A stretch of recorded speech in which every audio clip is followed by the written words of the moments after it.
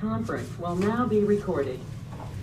We'll start with the flag salute first for the commission meeting.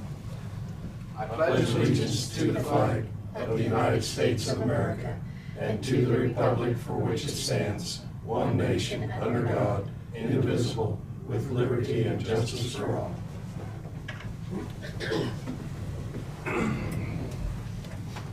Commission meeting January 10th, 2022.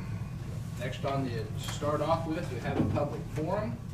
I do have one in the public forum today. Would you like to speak today, David? I would like to voice my view on... Okay, Dave. I have you get right up there and give them your name so that people knows who's talking.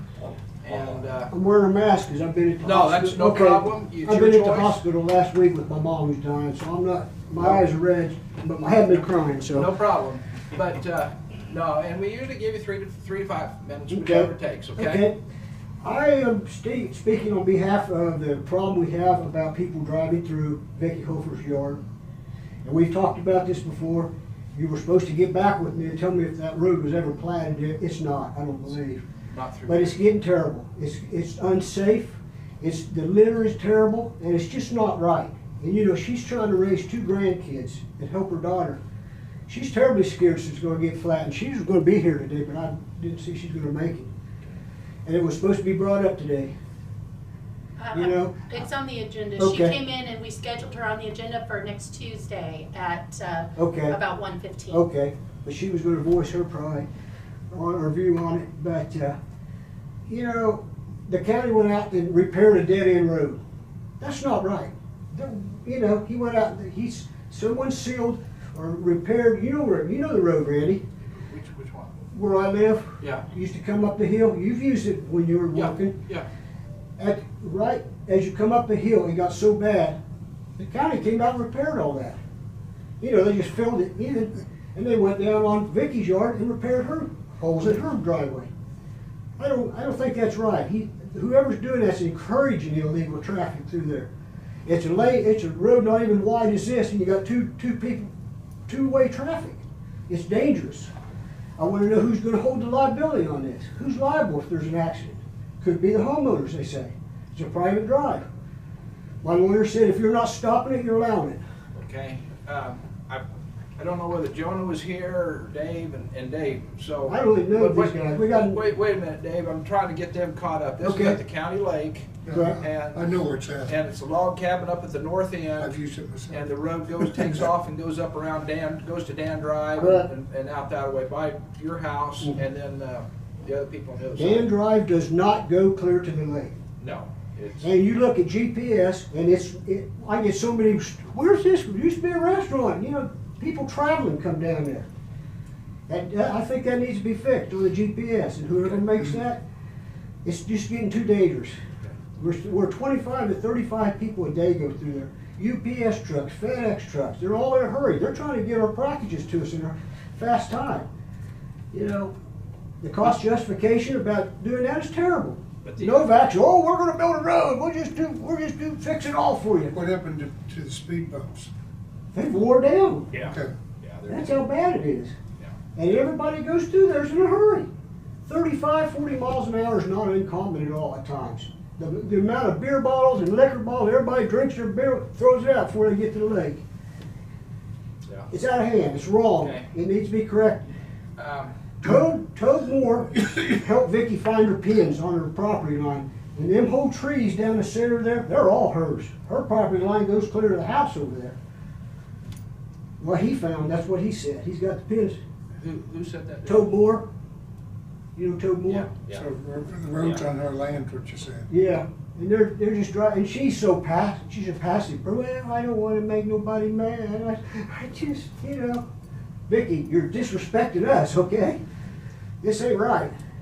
If somebody's going to get hurt, it's going to be sooner or later. Okay. And there's not a road you don't think that's you don't think it's public? We went through this once before, Yeah. and you were supposed to get back with me and let me know if you found out it was platted to the lake. It's not. It's not. Tobe said it's not. He said he went down and checked it out. He's Vicky's friend Okay. right now. So Vicky could put a fence up on north side of her She house. can put it anywhere she wants. And close the road and make you drive the other way. Sure, I don't have a problem with that. I said that's, but I just get upset because people, it's all disrespecting Vicky. She's got signs up. She put one up that says residents only. Nothing's changed. It's a right or wrong deal. When people see this, they're gonna say, hey, I think I wanna do that. I think I want my mailbox on the lake. Vanduska has no reason for his mailbox on the lake. But it encourages traffic. You pull up there and you see 2 mailboxes at the end of Vicky's driveway, what does that tell you?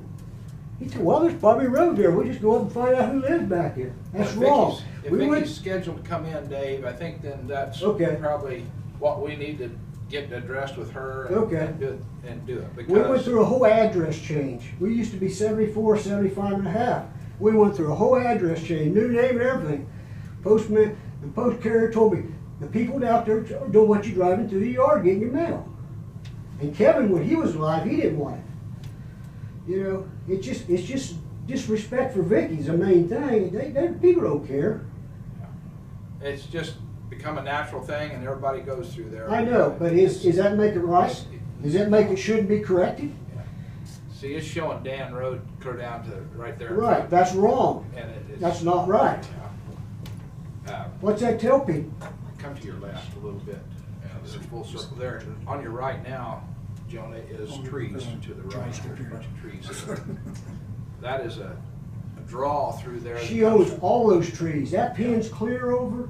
Yeah. In line with the telephone pole. But at one time, she said, if you put a road through there and give me my drive back, well, that would be good enough for her. So that was something with her at that time. I don't know where you put the road if it's not on her land. Well, that was to be worked out. So I would think if the county built a road, it would meet their specifications in it. Well, we would hope. Well, I hope. Then you're going to have to buy some land from Beer Ken because it's too close. Yeah. That's why it's a driveway. And before I bought the place, I went down and they said it's a private drive. You're responsible for the driveway. So you don't want no road up there past your front house. So that's the bottom line. It ain't safe. Okay. If it was wide enough, and this county can't afford to do that. You know what astronomical cost that would cost to build a road that would curve back around. You got a low draw. You got water drainage. The corner drifts in down there. I've been drifted in 3 times. Okay, I understand. Right. We're gonna take it up. But your viewpoint is you don't want the road. No. Okay, that's what I'm getting to. That's what your main point is right here. So. Well, I just want just do what's right. It's right or wrong. It's not. You can't drive through people's yard. It's not going to be right because there's probably not enough right of way, just like the rest of the lake is not enough right of way to be 60 foot wide or something like that. Well, it ain't right because I don't have the right last name. If I had the right last name, we're not going there. Okay. We're not going there. We're just saying that there's a lot of roads out there that don't have enough road width in their roads. So, but this will be taken up, and you've got it scheduled for next week. You said. Yes. Okay. So, okay. Thank you, Dave. All right. I appreciate it. Thank you for your time. Yeah. I don't know if any of you have driven. I know Dave has, but Dave Mueller, I don't know if you have. I've got a long I know where it is. Yeah. Oh, yeah. You can see it there. Jonah has it There's a pulled up. log cabin there. Yeah. I don't have to drive it. This could be one of those Where it goes about right on legal through counsel there, on the driveway. like an alley. Yeah, and most of that up there was set up in such a way that virtually every road that at one point was at least contemplated for public dedication was set with the caveat that unless and until it is properly laid in the right width and everything met so that this county will approve it, as a starting point, continues to be property owners. So that is hemorrhaged that way for 40 years. Okay, is there anybody online that has a comment? I don't see anybody. There are no comments in the chat and nobody has unmuted their mic. Okay. So, we're done with public forum. Going to go to reorganization of the board. Yearly, the chairman and vice chair is reappointed. I would like to say thank you for letting me have this last year, be as a chairman, and We'd like to thank you for handling those responsibilities. well, it's something that everybody should get a chance at, and so as of right now, we would possibly take a motion to reappoint a chair and a vice chair, if there's so one out there. I'd like to nominate David Mueller. Have a motion to nominate Dave Mueller for chairman of the board. Do I hear a second? I can second that. Okay. I second it. Can't second it. I would have a motion by Dave Crowfoot to appoint Dave Mueller as chairman of the board. Kent Becker second. All those in favor say aye. Aye. Aye. 5-0. At this time, I will step aside and let Dave Mueller move to the chair here. And Good luck. yeah, and good luck, Mr. Mueller. 'Cause Move it's- from one end of the table to the other. I know. I did that the first 2 months. Oh, thanks. They- I was cleared out. oh, you got your move along. That's going fast. You gonna go all the way over there by the door? Yeah, I'm going by the door. That's my favorite spot before I give it up. Few years back. Come right out behind you.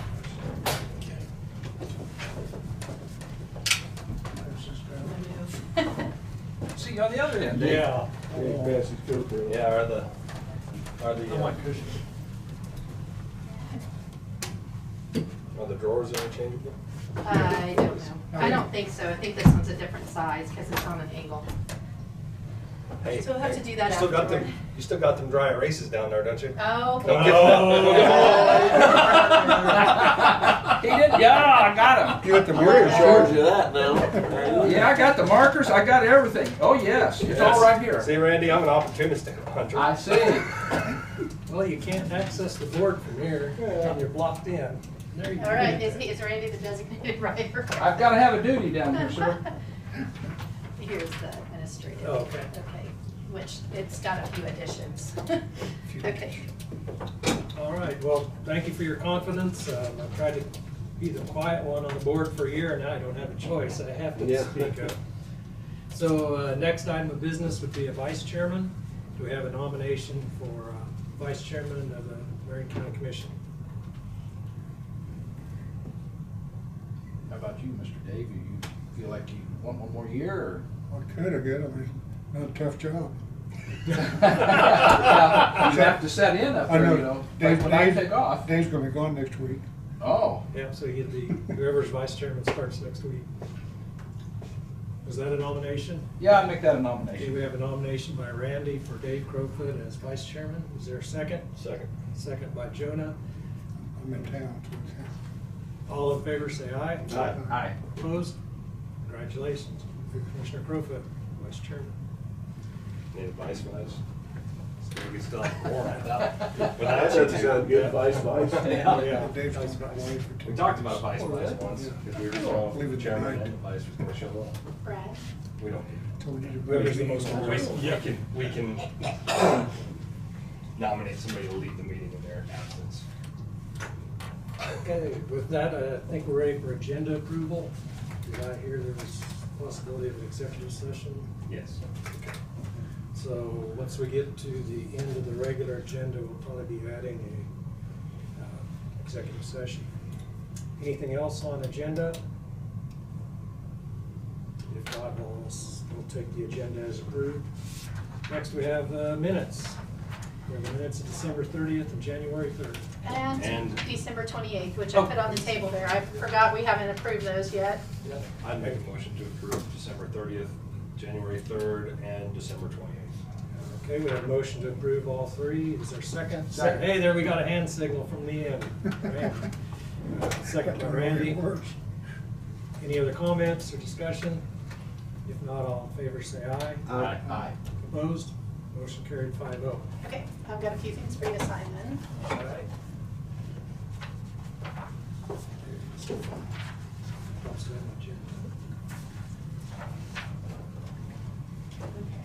So the back side of this first page, and then the next 2 pages.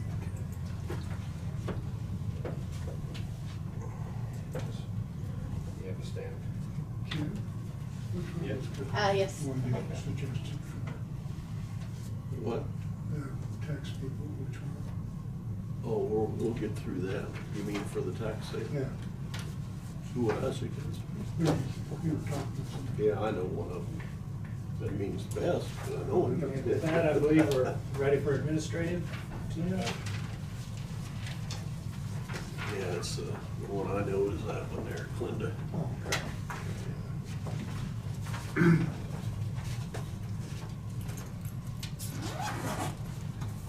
Oops.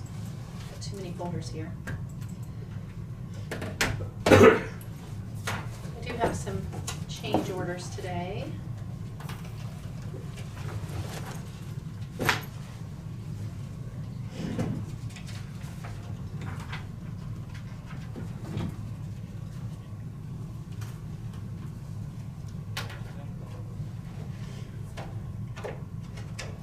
And then you have several resolutions that are on your agenda for today, and none of those have the right chairman on them. So I didn't print the final copy because I wasn't sure who the chairman would be. Is it an okay time to go print those while you're doing the change orders, or do you want me to do? Okay. Or the other thing is you could adopt them and then print them all at the end of the meeting, whichever you prefer. Okay, there's only, I believe you have Five. 3. Yeah, you don't have a lot of change orders. yeah, let's go ahead and approve them and then print Okay. them and sign it. Okay.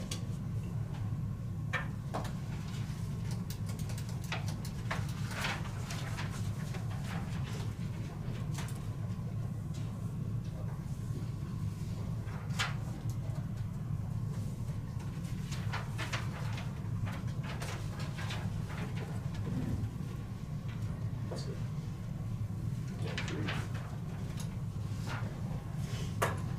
Easy. But there was 5. Yeah, there's 2 extra sheets. Oh. Yeah. Frontage pages. There. Yeah. Those are all in there.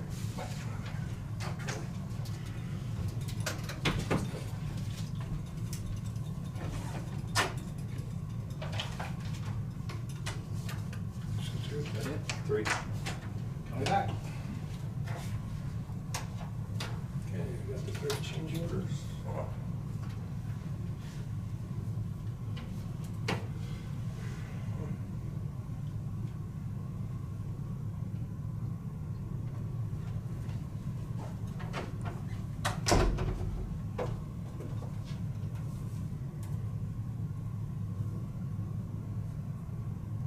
Okay. Generally, at the first meeting of the new year, after you've reorganized, we have a motion and a vote to deposit county funds in all banks in Marion County that are authorized by law. Just so you all know, our working bank for accounts payable for this year is Marion National. We rotate those every year, so it went between 3 banks. Okay, any questions for Tina about the depository banks? If there are not, is there a motion to approve? I'd make a motion. Okay, motion by Randy, second by Kent. Any other discussion? If not, all in favor say aye. Aye. Opposed? Motion carried. Okay, and the second was Kent, is that right? Yes. Okay, thank you. We do have a few early checks, so we did have information in your packet about that. We had one that was prepared and it was entered twice, and so we will have a void as well. But we can't process the void until the last year's closed. So that is in your packet. Oops. Come on. It doesn't want to cooperate. That's okay. So we have payables. It shows the total of the checks as $50,054.32. However, one check will be voided in the amount of $21,933.41. So the grand total of the early checks is $28,120.91. Motion to approve $28,120.91. Okay, we have a motion by Jonah. Is there a second? I'll second it. Second by Dave Crowfoot. Any other discussion? If not, all in favor say aye. Aye. Opposed? Motion carried 5-0. Okay, and on those, I'll need to also, need to use your signature stamp. I don't believe we've stamped those yet, so. Okay.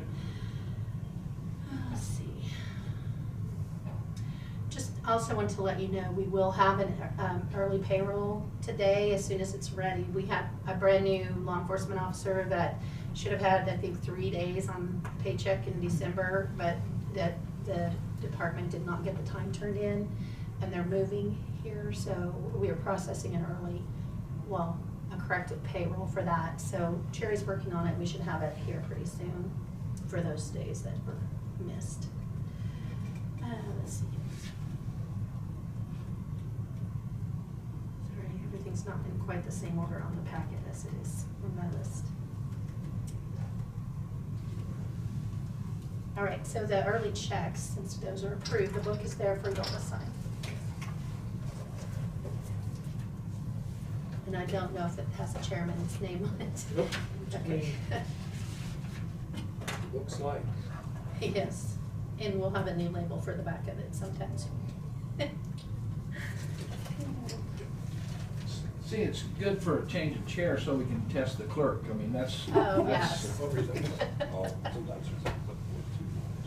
It's not. That's for payroll, and the payroll board will be in here whenever that payroll is completed. Okay.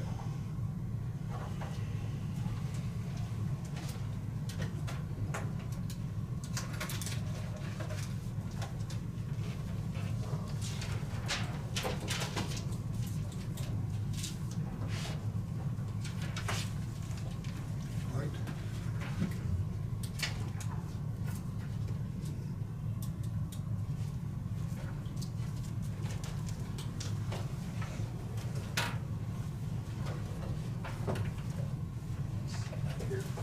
Okay. Yeah, here too. Next, I have pay application number 6 for the EMS station for approval in the amount of $150,278.46. Okay, you've seen the pay application number 6. Is there a motion for approval? So moved. Okay, motion by Jonah. Is there a second? Second. Second by Kent. Any discussion? Do we know everything's up to snuff right here on this point? I have not been able to get inside, but I've monitored the activity outside quite a bit. Okay. It's all dried in. I couldn't verify at this point inside. Is there, the only thing left then would be the balance to finish, including retainage, 111,000? Is that? There's probably one more pay app before the retainage. Typically they'll cash out all accounts first. Okay, as long as we're not spending everything. Yeah, and the here. second page shows you the completion level Yeah. of everything. It looks like, 68,000 balance to finish. Balance to finish. and then it lists it out by which category. So like doors and windows are at 93%, overhead doors, see 86%. Do you all see that on the Yes, second? yes. Okay. Okay. Yeah, that's the only discussion I had. Okay, good questions. Any other questions or discussion? If not, all in favor say aye. Aye. Opposed? Motion carried 5-0. All right, and would you please, Chairman, would you please sign on the bottom of this page? There's not a line for you. In Just the X? Yeah, just down below would be great. Do you have to do that as well? This matter? If he doesn't, I will. Can't read it. It's there. Okay.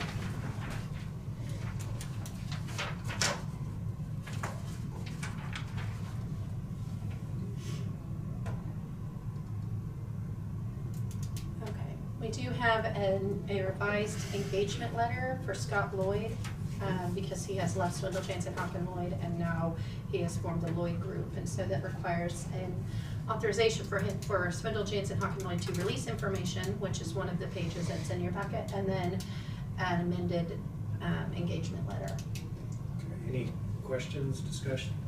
I would make a motion to approve the engagement letter with the Lloyd Group and approve the Swindle Jantz release. Very good. Motion by Jonah. Is there a second? I'll second. Second by Randy. Any other discussion? If not, all in favor say aye. Aye. Opposed? Motion carried 5-0. Okay, let's see what's in here.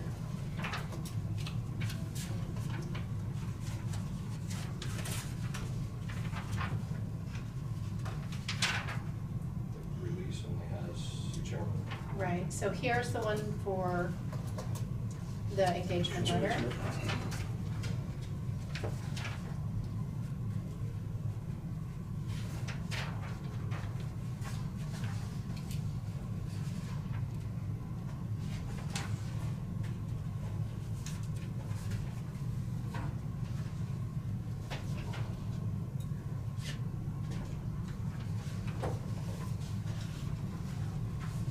And these other 2 pages just have the chairman's.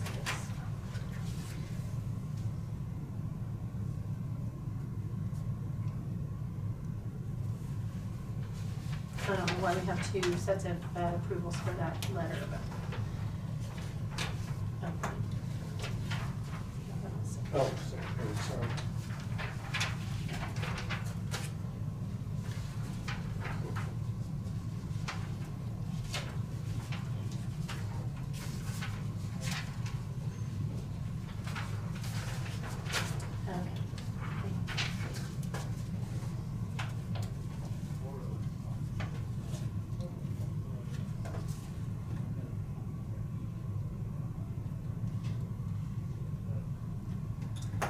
Okay, we do have a resolution which, again, I will need to go and print the official one for y'all to sign a little bit later, but this would be to establish the mileage rate for county business conducted in personal vehicles. This is one we do every single year.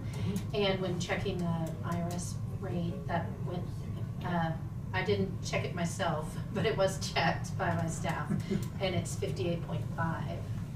Okay, do we have a motion to establish the county mileage rate? So we would do that, but through the adoption of resolution, and the resolution number is 2022-05. First resolution of the year. Motion establishing mileage at 58.5 cents per mile. Do we have that motion? Make a motion to approve resolution 2022-01. Is there a second? Second. Second by Kent. Any other questions or discussion? If not, all in favor say aye. Aye. Opposed? Motion carried 5-0. Okay, we'll get that printed off for your signature shortly. The next resolution is establishing salaries for the elected officials for the year 2022. And this is, was prepared according to the new pay plan. Any elected department heads that would have had a bump, like when the other positions were placed on the bottom of the pay plan, none of them did, because we waited for a January date, because it's for the whole year. So we delayed that. I don't know if y'all remember, but so this would be for January through December, and so these would not have a bump in July when the First one's good. right. Does that make sense? This would be resolution 2022-02. Okay, any questions? Everybody had a chance to review the proposal? If so, I'd take a motion for resolution 2022-02. So moved. Jonah made the motion. Is there a second? I'll second Give it to Dave Crowfoot. Any other discussion? If not, all in favor say aye. Aye. Opposed? Motion carried 5-0. 03. Yes. Still have a list. That one would It's just hard be to say.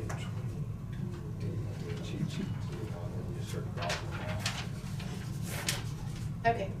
So the next one that I have is a resolution for establishing the compensation for election workers. And so this doesn't have to be done today if you guys want to think about it, but the election workers, their pay has not been changed since 2014. And there's been a lot more requirements come up, so I would like to establish the election worker pay based on these amounts, so. So you've raised them a little bit. Yes. Okay. So, budget-wise, I guess it wouldn't be the end of the term. This comes out of the election fund. Okay. So the budget is. The budget should be sufficient to cover I'd make a this. motion to approve as presented. Okay, we have a motion by Randy Dalkey for resolution 2022-03 for Second. the compensation for election workers, seconded by Jonah. Any other discussion? If not, all in favor say aye. Aye. Opposed? Motion carried.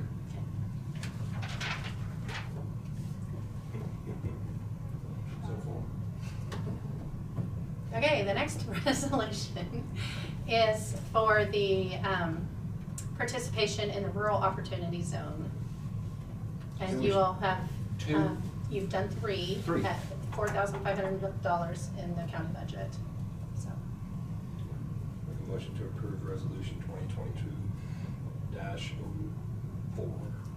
Okay, we have a motion for the Rural Opportunity Zone for the resolution 2022-04.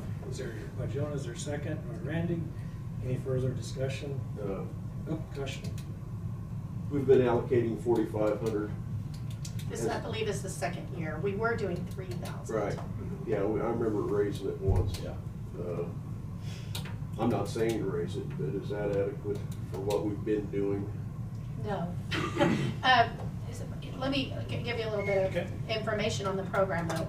So this program, we do have a really long waiting list for Marion Well, I County. knew we had some. I don't know that putting a lot more toward it is gonna help that a lot. It's $1,500 per person. Right. Employers in Marion County can also sponsor individuals. And so the budget that you all set for this, for 2022, is at 3 again, at 4,500. Okay. That doesn't mean you can't make a change if you don't want to, if you want to. But I think that there are a lot of counties now that are rural opportunity zone counties. So I don't have the list of them. I just, and I'd like to see, and you never know how it comes back to us, Kent. I mean, Yeah. if I got to see that 2 or 3 of us was progressively coming to our county because of that and staying in our county even a year or 2, I would probably vote to up it. I mean, or look at it harder, or maybe even get some sort of a program to really know what's going on with it. But just, it goes out there to somebody. And The back end is too open. it seems like it, yes. So, but I'd sure like to see the names and stuff. I can get that too. Yeah. Any further discussion? And is there any problem if we seen if we seen a list in June or July and we saw what was going on, can we up it then, or do you have? Yeah, I think if you want to have a more in-depth discussion about it, you might want to do it in conjunction with your budget process. And then Okay. you could make a determination whether you think it's worth bumping it up for the next year's budget. Okay. That's a good idea. Yeah. Yeah, This year's budget's already It's set. extra. right. Yeah. What would we buy? Okay, we have the motion on the floor for the resolution 2022-04. Call the question, all in favor say aye. Aye. Opposed? Motion carried 5-0, and we will reevaluate in June, July budget time.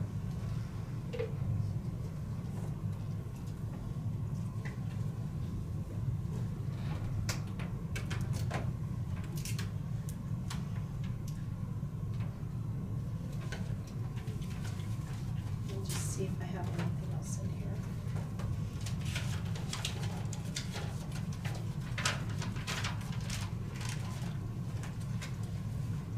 Okay, doesn't look like I have any salary sheets today. And the only other thing that I had on here for discussion, that doesn't have its own agenda time, is the storage. The storage issue. Oh, that does have its own agenda It time, does. never mind. Yeah. That was, never mind, I forgot about that. Okay, that's all I have. It'll take a little more time, probably. Yes. So, Okay, so that concludes your administrative items? until we have the payroll in here. Okay, very good. Shall we move into District 1 Planning Commission appointment? Yes, I would make a motion to appoint Keith Jost for Planning and Zoning Commission District 1. Second. We have a motion for Keith Jost, Planning Commission District 1 by Kent Becker, second by Jonah Gary. Any discussion? If not, all in favor say aye. Aye. Opposed? Motion carried 5-0. Thank you. That whole position's filled now? No, I got one. You got one, okay. All the other commissioners filled their slots. Yeah. Get off. Yeah, I'm gonna have to get out and dig a little bit. Do you want me to post anything on social media asking for people who are Yes. interested in Yeah, district to contact you? Yeah. To be fair, to fill mine, I had to get a year extension, so. Yeah. Yeah. Very good. It's good to See, get and that. have them, right. Contact you. You contact me. Yep. Good to get that commission, the board back up to Yep. fully filled. All right, we're actually running a little ahead of time, but if it's all right with you, we'll move into the EMS Director Report. Travis? You bet. Don't really have a report. I just brought Tim Lightnecker here from ARV, who sells. You can come on up, Tim, if I have some questions for us. We went out and got some pricing through ARV, who sells AEV ambulances. And Tim's here with some, kind of explain the purchasing options that I referred to that I was not very well versed on. Tim is. He can give you a little history on what's going on in the ambulance industry. I think that will help as far as purchasing and wait times, things like that, what he's seen in the industry, and we'll kind of go from there. Great. So like Travis said, my name is Tim Lightnecker. I'm with American Response Vehicles. We are located in Columbia, Missouri. We have an office in Chicago, Illinois, and one in Omaha, Nebraska. I live in Cedar Point, just over the line in Chase County, so I'm pretty close. Travis and I have been discussing a possible ambulance purchase for Marion County. One of the things that I brought up was a purchasing cooperative. It's called HGAC BUY. It's the Houston Galveston Area Council. Basically what it is it's a council of governments in the Houston Galveston area that have come together and negotiated contracts, and then they put those contracts up on their website for anybody to use. Basically, it's a good way to lock in pricing on different things. How they do that is they actually can circumvent the formal bid process because they're pre-negotiated contracts. They're publicly posted. A lot of places have it in their bylaws that something like that meets those lines can move past that formal bid process. One of the things that we've found is it can save a lot of time and a lot of money on the agency or the county's behalf, rather than having to put that out and wait 30 days or 60 days for a response, and then to turn around and sift through all that information and then make the appropriate decision at that point in time. In the state of Kansas, there's probably well over 100 agencies that utilize HGAC, that we work with on a regular basis. Sedgwick County EMS, Emporia, Lyon County Fire EMS, Lawrence Douglas Fire and EMS, Junction City. The list is actually pretty comprehensive, and I put it all together. I've got a slideshow and everything that I could show if you guys want to. Otherwise, I can try and fumble through it and answer any questions that you guys might have on that process as well. There's a contract fee that goes into making that contract, but basically how it works is we go off of a public pricing up to 75%, and then there's 25% pricing that can be unpublished in order to make that contract. So with that being said, currently in the ambulance industry, anybody in manufacturing can tell you that everything is way behind right now, and that's really, it's a multifaceted issue.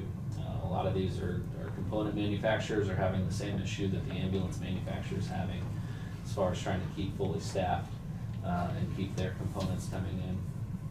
Logistically, things are taking longer to get shipped and delivered. From raw components, the aluminum to the computer chips and things that we're using in the ambulances. From that point, the chassis as well, we're seeing a delay on those with the microprocessor shortage. Chassis are very hard to come by as well. AEV, or American Emergency Vehicles, the ambulance manufacturer that I represent, we do have an economy of scale to our advantage. We on an annual basis build about 1,500 ambulances, so we do have a relatively good rapport with Ford and Dodge and GMC, or GM I should say. So we're able to get some of those chassis in at a faster clip than some of our competitors, which is advantageous to us, but we are still seeing that delay. For a custom ambulance, from the time that it's ordered until the time that it's delivered, right now we're seeing about 12 to 14 months, which historically speaking we were 4 to 6, and we were more often than not hitting that 4-month delivery window. That being said, everything is fluid right now.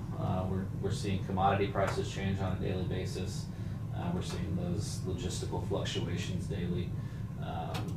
Everybody's kind of changing their pricing structure. I was telling Travis this morning that we used to be in a spot where if we got a quotation, we could honor that price anywhere from 6 months to a year out from the date of the quotation. Right now, AAV has implemented a different pricing structure. They call it dynamic pricing. And so we're able to give about 60 days on a quotation. So things have changed considerably. But essentially it's a market-wide issue that everybody's trying to face as well. So what happens if we said, want to quote today, then give me the steps from when would we get a quote if we asked for one today? And then what would be the steps to go through the whole process? And just Sure. roughly. So at this point in time, Travis and I have done some work on the back end of things. I've actually put together a quotation for him. We met in early October and sort of started on some designing phases and things like that. So essentially it would just be resubmitting that to get updated, which in all reality is probably about a week to get back. From that point in time, I can make a formal proposal. If you guys do decide you want to go through that HGAC process, all you have to do is basically say so, and I will get you the HGAC contract as well as the American Response Vehicles sales agreement. At that point in time, we submit a purchase order to AAV, and that locks everything in. When's the first payment? Upon delivery. Upon delivery. Yep, we're net on delivery, so even if it's 14 months from now, that's not a factor until the truck is delivered. On that note, we also work with Rev Finance, so we're able to offer some pretty decent terms of financing. It's something you guys are interested in, and they do the same thing. They do payments in arrears, so actually you can take delivery of the truck and not make your first payment for another year after that. Just kick that can. Yeah. Deep trouble. That's a free trial there. And turn it back to them. I like the color. I'm interested though, and Brad, I think maybe, did you understand why we wouldn't have to put it out for bid then? Because we have put most of this out for bid. Yeah, that works based on the fact that it's a public entity servicing, and it's done in a public environment, open record. There's a number of pieces to that allow that to occur. We get to buy the brand that we want. Well, and I think I shared with you guys before, it's about service to me, more so than the emblem on it. And I've worked with ARV in the past, had great service. Tim mentions he's right across the county line. That's worth quite a bit to me. Have service technicians with AEV. I've worked with the AEV warranty guys. I've just had great service with it. If we have a unit down 24 hours and they'll have somebody on site, kind of to take care of us. And that truly is what sells me on the manufacturing side, and then ARV service. So the thought with getting Tim in today was to talk a little bit about the option of going to the buying power, and then do know that probably a year from having to make a payment or to pay for it, and the quicker the ball's rolling, the better. So that's kind of what I wanted Tim to relate. He did it in better words than I do. So and he can answer a lot more questions than I can. So do you still pick the brand that you want? Correct. As a truck chassis? Yep. Yeah, we have options. Currently, we have a Ford 550 chassis spec. Right. Okay. Yeah. I thought you were doing. No, I was just going to say that with the HGAC, basically how it works is there are published contracts for essentially pre-designed trucks that you can just say, hey, that's what we want, we're going to grab it. What we mainly do, I would say 95% of the business that we conduct out of our office in Columbia is custom trucks. It's just the demographic that we're in. It's what the end user wants, and it's what best serves them. you start talking about Chicago and on the East Coast, that's where we see a lot of the small kind of mass-produced things. Where we're talking about trucks that, you know, a county or an agency is gonna keep 10, 15, 20 years, is when we start talking about that customization factor. And even with the HGAC program, they publish those options, so we can still go through and we can customize a truck to get exactly what it is that the agency wants and conduct that transaction through HGAC. Well, it's certainly streamline things, because I'm thinking if we went through some type of bid process, how do you even compare apples to oranges?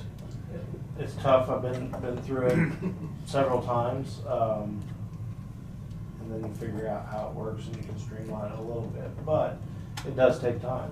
And right now, Tim's kind of hiding a couple things here that the reason the pay structure, the 60 days, I mean, we've taken since we started in October, we've taken a substantial increase. Just the price of things are going up. And that's really what I would want to avoid that. You know, 60 days from now, we get numbers in, how long are those numbers good? You know, so. What kind of numbers are we talking about? Our unpolished numbers, a pretty good projections, 307,000. That does include the ambulance and then a power load. Power load, power cot. Which power cot is? Well, for the load and the cot is around 40. It's about 44, and I should preface that Stryker has anticipated that February 1st they're going to see a pricing increase. They have held off as long as they can. They typically do one every year in about October. They push that back to February 1 in anticipation of that increase, but it's inevitable. It's something that's coming. So. Tim mentioned 10 years. Did you hear that? I don't know whether, you know, we've got the last two and you're looking at reducing them to somewhere because of mileage and stuff. And what kind of mileage, if we move to, this is moving to a bigger truck, correct? You are moving to, instead of a van chassis. Van chassis. Pickup chassis. Okay. What kind of expected mileage to get out of those? You know, there's a little bit of differentiation between the gas and the diesel motors. Diesel motors are going to be, you know, a little bit heavier duty. They've got that perception of longevity, and they will.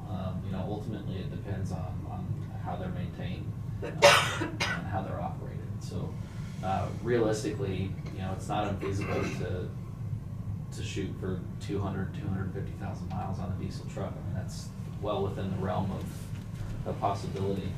You know, when I mentioned those longer timelines, part of that, I should say, could include a remount. We build our ambulances to such a high degree of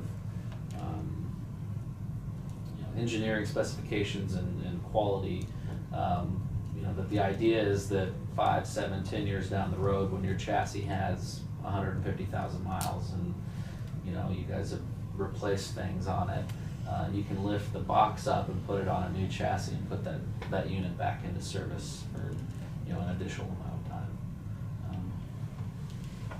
Well, I'm just seeing that I'm used to talking 100,000 to 120,000 to less than 150,000, and we're doubling it. Well, for an ambulance. Yeah, and maybe some food for thought, Randy. We've just hit 100,000 on one of the two ambulances most of you gentlemen purchased that we just paid for. You know, we just got it paid for. It's got 100,000 on it. It's one that I would want to move down the line as far as where it's at. It's still gonna have a power load, power cot, still a good unit. Where I would say the longevity on the pickup chassis, we're currently the van bodies with the diesel engine in them don't hold the front end. I put tires. I mean, I can show you. Yeah. We're eating tires like nobody's business. And Rod's worked with us alignments. I don't know how many dollars the alignments were spent. And that's just, it's not a heavy enough system where you get into that pickup chassis. And like Tim said, I know nobody likes the thought of a hand-me-down, but if you had a Ford 550 pickup with 100 and 30,000 miles on it, we take the box off of it, that sounds like a really good road and bridge, or whomever truck, or at least has value to sell the chassis down the road. Versus when we get rid of a van body ambulance, they're $4,000 or $5,000 is all we're getting out of them. Yeah. And on, Yeah. Depends on how we pay for it. Sure. Whether it has to be a hand-me-down or Yeah. it can be passed off. Sure. And again, I think by then it'd be somebody's problem other than mine, but, I mean, I think it is, I think it'd be a pretty long-term ambulance, I really do. Well, I could see use for a truck like that, maybe with a small dump truck put on it or something, you know, something dump bed. What is it? I'm just thinking the 300,000, 5 years down the road. I mean, I would think, Randy, that in my head, it goes from a first out full-time truck, gets 100,000 on it, within 4 years, 5 years, and then goes down to a volunteer truck and can live there for 5 more pretty easy in your 10-year-old truck. But I mean, what I'm looking at is budget, and we've always set, I don't even know what it's set at, I haven't looked at it lately, and it used to be so much a year towards the 160,000. Now we're gonna have to probably double it up to, I think it went to 180 this last year, didn't it, on the budget or something like that? But, or how much, 200? There's 200 there. So now we gotta go to 300, Sure. and that's gonna come ever What, 3 years or 4 years, and if you rotate to get to 3, if you have 2 or 3 ambulances, so. Next year it'll be 350. And yeah, I mean, or it's- four. Or 4, so, or more, so. And the reality is that the challenge, we bought 2 at the same time. And we sure don't want to try and look at that. I mean, that's really the downside. Well, we've got to 2 that. in there now. Really, technically, we would only need to budget another 100 or For something, the carry the following. 200 cash carryover, and to make it fit, because of the Sure. lead time. Sure.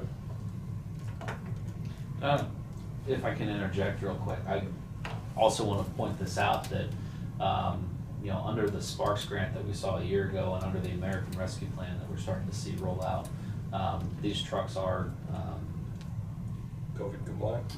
compliant, yeah. Yeah, and realistically, I mean, right out of the gate, the one that we're talking about has HEPA filtration as well as antimicrobial surfaces. So right there, that's, you know, 2 infection control processes. You know, with the one is, what's that? lighting? That's what I was gonna touch on next as well. Very, very easy and relatively low dollar item is called an Active Tech Induct 500. It goes in the HVAC system. It's a UVC plasma light, and then it has some dry hydrogen peroxide technology as well. Installed at the factory, it's about $1,000, but it does give you that sanitary air coming out of your overhead vents that offers some additional surface disinfection. You know, there's a laundry list of items that we can add to the trucks for infection protocol. But really with the Active Tech system, the antimicrobial surfaces, and the HEPA filtration, I mean, you've got a substantial leg up on, you know, the antiquated technology that we used to see. So. And we have that in place in our bid, yeah. Yeah. Or in our quotation, I should say, not a bid. Now, on the chassis itself, sorry. No, go ahead. Is, talking a diesel, Yeah. okay? I mean, because that's a huge cost difference. Sure. Are the other ones diesels, or? I mean- Everything we run is diesel. Okay, But they were the van chassis. They're van chassis, they're Duramaxes, which somebody wants 20,000 more for a Duramax over a Well, Ford, so. It's not me. Yeah. So, What kind of diesel Ford engine would it be? It's a 6.7 liter power stroke. They've been out since 2012, 2014, something like that. They've got a really good reputation. That's not the one Not that's the 6 liter. trouble with. Six liter, or is it a 7? there was a 6 liter that was terrible. Yeah, there's record saying one that. Ford that you. And then the 6.4 wasn't much to talk about either, Okay. so. Just want to make sure. Yeah, That. no, I wouldn't do that, so. I guess first to bring our discussion around, let's focus a little bit on the purchasing process. What's the commission's temperature on going through the purchasing group versus bid? I think we need to get numbers and get going. That's my personal feeling. Yes, we get a formal proposal. Sounds good. Try that back next week. Updated. And you have the info on It's a different Purchasing world that we're too. living in. Big time. Right. And yes, there's the price increase, but to me, you put the two ambulances side by side. They're not even apples and oranges. It's- Yeah. We're talking two different crops. Because I've heard so much from volunteers or EMTs about, the sanitation, especially when COVID hit, how after a COVID patient, it's a lot of time to go through that cleaning process, and effort and rest. Right. Yeah. Where now we have the technology and ability, yes, it's costing them more money, but it's safer for our technicians and it's safer for our patients. Sure. So again, just part of the evolution process. So I guess we'll be looking for a proposal. Updated total next week. Okay. That'll be a goal. Yeah, it's a good goal. For- You can do it, Tim, I'm sure. Absolutely. The following week, so. Yeah, I was gonna say, they are a little overwhelmed at kind of getting inundated after the first of the year here with stuff at AEV. I know ARV will work hard to get it, but they're at the mercy of So we just, AEV. so 2 weeks. Yeah, we Big can, shoot for 2 if something comes in early, I'll sure let Tina Yeah. know and we can get the ball rolling there. So we appreciate the groundwork laid ahead of Sure. time. They can streamline it now. Yeah. Very well. Very good. Any other questions? The only thing is, we've always gone through the bid process and, in our position, transparency is highly critical. Understood. I mean, it's something that the public needs to understand, Yeah. that it's beneficial to go that way than trying to spend months. And we'd probably spend months, I would Yeah. guess, trying to get bids Absolutely. that would match each other. Yeah. And then I don't know how many people are out there doing it now. That's, and Tim can answer it better, but in my experience, there's truly three people, three different manufacturers that would come out bidding this type of truck. I've worked with all three, and I've been into the bidding process with all three. And I guess for transparency purposes, I don't get any money from ARV or Well, AEV. just to My get- experience, there's a reason I'm coming to you asking you to buy an AEV and it's truly the only thing is service and them coming out and service after the purchase. That's truly it. And Well, I'm the guessing- time factor as well, Ken. Just to listen to three different bidders, if they wanted to talk to us, we're talking about probably 4 months to get them all through here. And in the end, the group purchasing process is probably going to be more competitive than the bid process. All right, very good. Okay. Thanks. Thank you, guys. And I think that's all I have, unless you have anything else for me, anybody? You got an update on your new building? The finishers for the sheetrock, COVID issues last week. I will be over there here in the next half hour, but, they're supposed to start finishing sheetrock this week. We're really projecting March completion date, so. Good. You probably need to get that address, I think it's 410. It is? 410. Yep. And require a call for a meter. Do we know? You've Okay. got one, but you need to call for one. All right. Do his Yeah, paperwork. I'll Yeah. take care of that. Yeah. I will. That way, where the bill's gonna be sent and stuff like Okay. that. Yep, I will call them for sure, so. Very good. All Thank right. you. Thank you, guys. Thank you, gentlemen. Thank Have a you. good day. You too. And you wanna move on over to Marion County? Just come right in, you know you're real close. Yeah. Well, so it's pretty funny. I was on the Chase County Sheriff's Department for Oh. a number of years, and when Derek came over here and some things Yeah. changed, I know I talked to him about swapping or doing double duty, so Mhm. it's not out of the realm. of All right. There you go. There you go. Yeah. All right, thank That's you. where I grew up at. How far past the border? Oh yeah, I recognize Crowfoot Yeah, name. So. 2 or 3 Like months. north of The How river far? there. Okay. Just How the far other, over? Yeah. Cedar Point, just Right, that's, Cedar Point's. 3 a miles. mile. Yeah. Yeah, well, I technically am in Clements. Mailing address is Cedar Point, How close are you to the bridge to nowhere? but, I mean, as the crow flies, it's a mile maybe. Oh, you're in nice country. Yeah. Oh, we like it. Absolutely. Good deal. Thank you, guys. Yeah, I like to drive all over out there. There you go. Yeah, there's a bridge to nowhere. Yeah. Yeah, 'cause it doesn't go anywhere anymore. All right, we're ready for Lloyd? Seats even warm. I guess so. I just forget, I always wanna go up there. I am ready.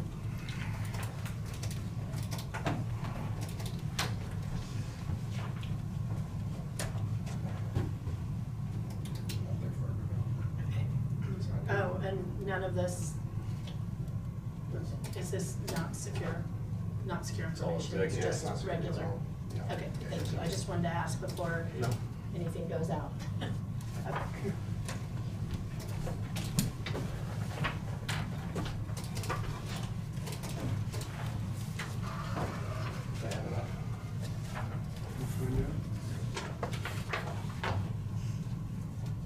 We need one more, looks like.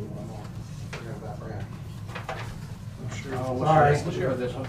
We'll share this one. There we go. There's one for everyone. For everyone who matters. I wouldn't You say can that. share with me. Okay, go ahead. Anyway, we've been discussing for, well, since 2016, about alternatives to Exchange, because we know that wall's out there, that Microsoft's gonna eventually say, well, we're not gonna support Exchanges, which is Office 365, which is now Microsoft 365.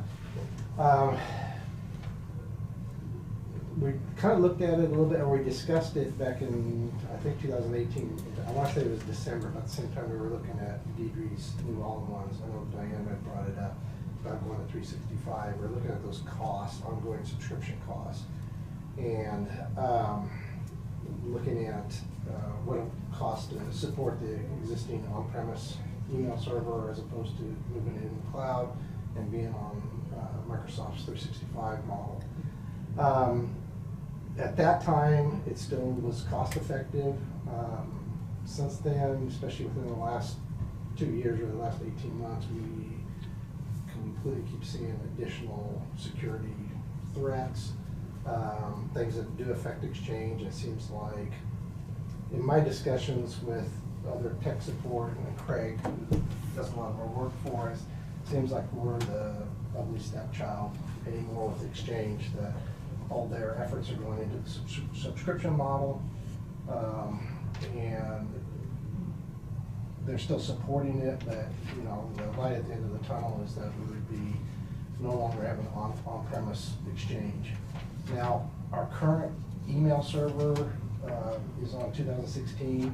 We're good on support till 2023, and final support till 2025, I believe. Last 6 weeks or so, we saw a vulnerability in Exchange that was worldwide. We had a Y2K22 bug that shut down all Exchange servers worldwide. Just like Y2K, but it was here on back again. But not with 365. So Tina asked me, and I brought this up at the tech committee before, but Tina asked me to look at this really strongly. There's two pieces of it. One is have an on-premise email with our Exchange server, and then also our ongoing costs with buying Office. So Word, Excel, all that. We have to buy that for every device we've got.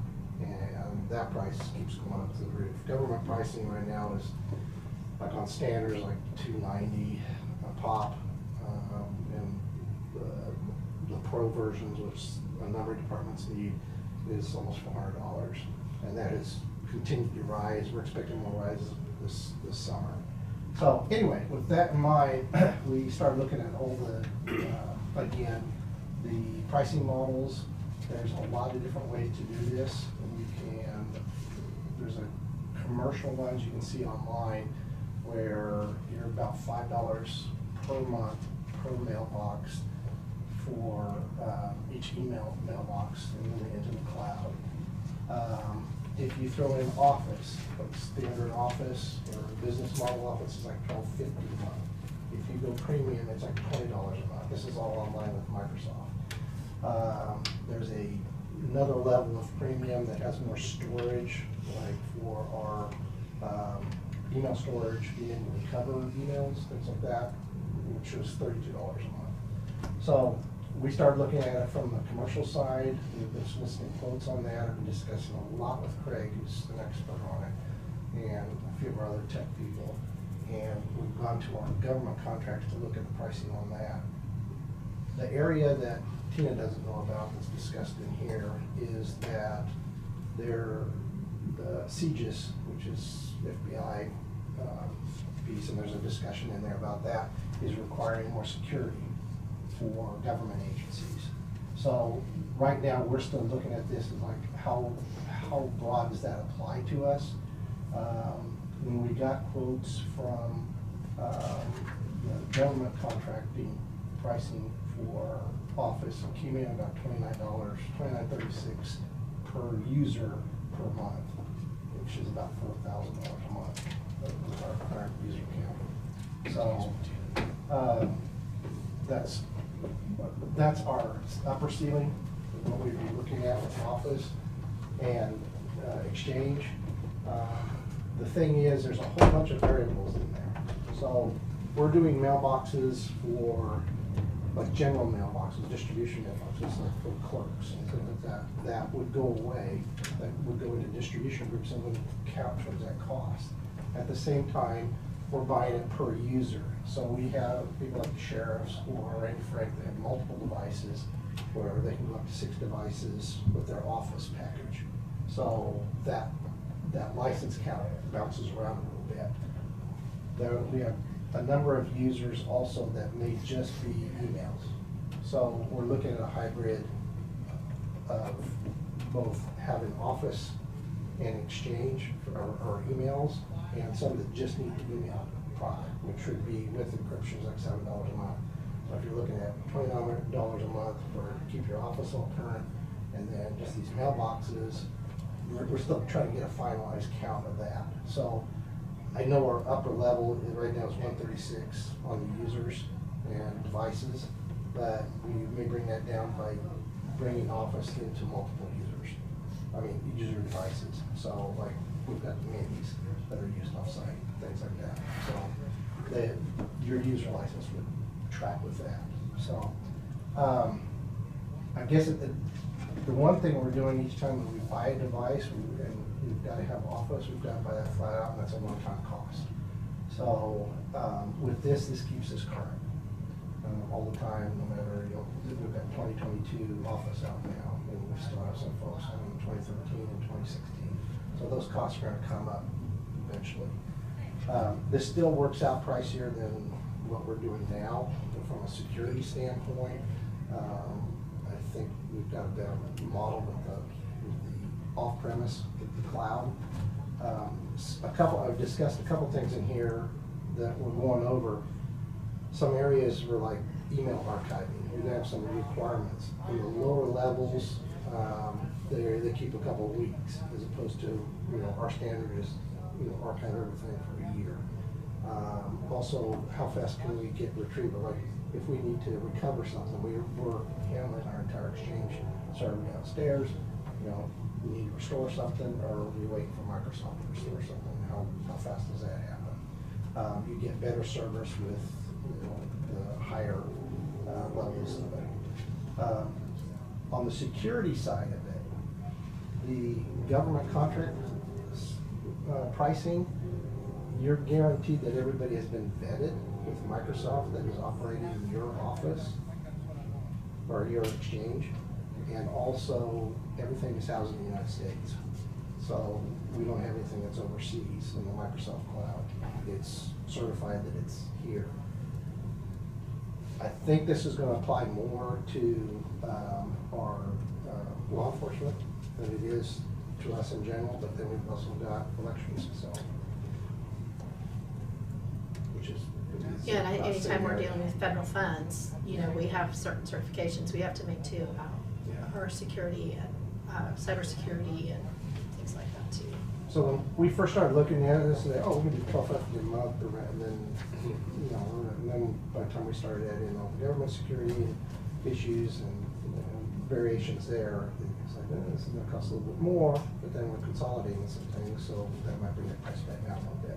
So that's where I am right now. I don't have anything for a decision right now, but I want to present that. I mean, does everybody understand what he's talking about? Does anybody need a translator at this Isn't point? that bad? Get the board in a picture. Because basically right now, We're going to the we're cloud hosting in the all our basement. own That's it. email. We have a server in the building that we're utilizing for this. And the server is getting to the point where it needs to be upgraded, number one.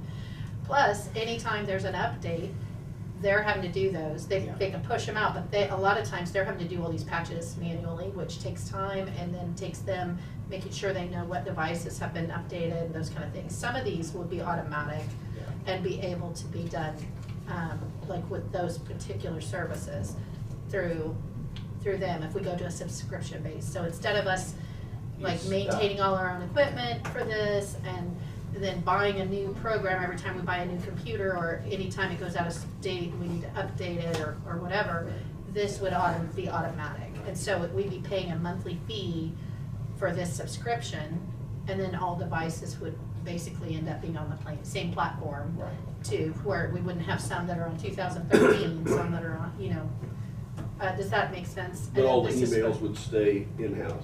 No, this would be Hosted switching somewhere from a else. hosted system to a subscription-based system through Microsoft that is actually on the cloud. Do you have to run 2 different servers basically for go? No, it's all on their servers. It's in Microsoft servers. So all be on the cloud. So network goes down somewhere from here to there. That's what I was gonna While bring we're up. still up here would be a drawback. Well, no, yes and no. It depends, like, say we get hit, like we did on the 15th, and Vive's out, and we're having trouble with AT&T, something along those lines, you can get to your phone. Go through You're- LTE. if you're going, Verizon or whatever, you're gonna get to your emails. If you're on the cloud, you can work from anywhere. Right. Anything, You if won't. the building gets destroyed here, Right. the county can still work remotely. I thought What sort of redundancies do they have as far as, That's what I was. is that where you're going? Yeah. Like for us, I mean, we do have some redundancies in place that we're manually doing, but like if I know that they have servers in different locations yeah. and they're fully like, do you know There's details on any of that? Not the specific details. I know we've got redundancy on top of redundancy, but there's. I mean, they have to do very it rarely because, go Yeah, down. we're That's 100% where I on the was cloud. going. Yeah. Cloud now, just because people, when Marion goes down with the power, our guys can still work across the United States. Yeah. And the other thing, And just go down. there's some other features I haven't itemized yet, because we're kind of looking at the subscription model, but you get everything with the offer, including the Teams and messaging and all that stuff that we don't have. And they keep you updated too. Yeah. that's a The good one. Teams comes with it? Yeah. and see, we could potentially, depending on what version, could we use Teams for commission meetings instead of paying separate subscription for GoToMeeting? I mean, there are other things that you could look at as far as ways to utilize those Yeah. services and cut something else off, you know, to. Yeah, To me, we're, it looks like a transition into more of a future process. yeah, I really think, and Craig kind of concurred with me too, is that Microsoft's like, we want you to get it on the subscription base, because we keep paying this money, and, yeah, guys got exchange out here, but, we'll take care of it here. That's my area, we're seeing it, so. One of the areas we're looking at, and Craig and I actually talked about this morning, is the mobile device security, like multi-factor authentication with your emails and everything on your phones with the government model. So, there's just a number of items in there that they just, here, we'll give you everything we got, just pay us each month. Does this limit any, I think I know the answer, but I'm not sure. The online web access as far as your emails and stuff like that, or is it to where you can't use any property that isn't county property? We can restrict it to that. Okay. Yeah, But it would like- still allow it? Yeah, we could allow it, yeah. Okay. We can say, hey, you're not getting into here until we allow the authentication, so, yeah. So how many servers do you have downstairs? Virtual server? Yeah, I don't know that we really want to get into Yeah. all that in open session, but, I mean, multiple. That's They what don't you, be more than A lot of that's this what you stuff- do away with though. No, just with the exchange. Yeah, it wouldn't be all Yeah. the servers and all of our programs. It would be for email and for office type, Yeah. right? And just the office, yeah, the office suite. There are some other things Word, that we Excel. cannot, we wouldn't transition to Yeah. something else. What type of time frame are you looking at? Good question. That can happen pretty quick, actually. It's gonna take a little bit because we've got to set up office on everything. There's gonna be some front end pieces, but mainly we're just redirecting our emails to the cloud and. Let's just, everything else. once the transition is made, it should, Yeah, free it's up just a lot. there. Yeah, it's gonna free up. We do a lot of update and patching monthly. I So, can't imagine. yeah, and we're just wondering when the next thing's gonna fall, so. Of course, they can get hit too, but, it's Microsoft. You mentioned security, is that going into like two-factor codes to get into your email and stuff? That's one thing we've gone over a little bit on. There's a way to set up a two-factor authentication with your phone, but we can also set up like a one-time two-factor authentication to get things set up on desktops. Oh, okay. So you're not having like every time I get out, like, oh wait, I gotta get to my phone. Yeah. Because one of the things we've discussed was, okay, is everybody gonna need a phone to get their emails? And it's like, well, we can't do that. So, there's some workarounds. Yeah, because I gotta have my phone to get into my company stuff. Every time, yeah. Yeah. And there's, honestly, there's a lot of things that I have to access, that I have to have it too, because of security clearance for certain programs that, There's other things. That's just keeps coming. yeah, that's just kind of standard Yeah. now. That seems to be. That OTP really ticks me off. In its name, it says a one-time password, and it seems like every time I get into So it, it I've doesn't got to have a work? one-time password. Yeah, we've tried it. I know, but it's supposed to be a one-time. Every time, once. Were you gonna mention to them about the, potentially changing time clocks? Oh, no. I wasn't, but I can. Just so that the board is aware, we do need to update our time clock program. And so Lloyd's been looking into that a little bit, whether we stay with the same vendor, there's an update that needs to happen. And, or if we switch to, there's one other vendor, I think, that is integrated, that could be integrated with our payroll system. I would prefer to change vendors if we can, but that probably needs to be happening Quickly. very soon. Yeah. That's just a hardware. No, Well, I mean, you have software too, but I mean, you're not talking about any additional cabling or anything like that. Oh, You're just no, talking about- no. This is software Okay. piece. It's more about how quickly can we do it with the secondary vendor.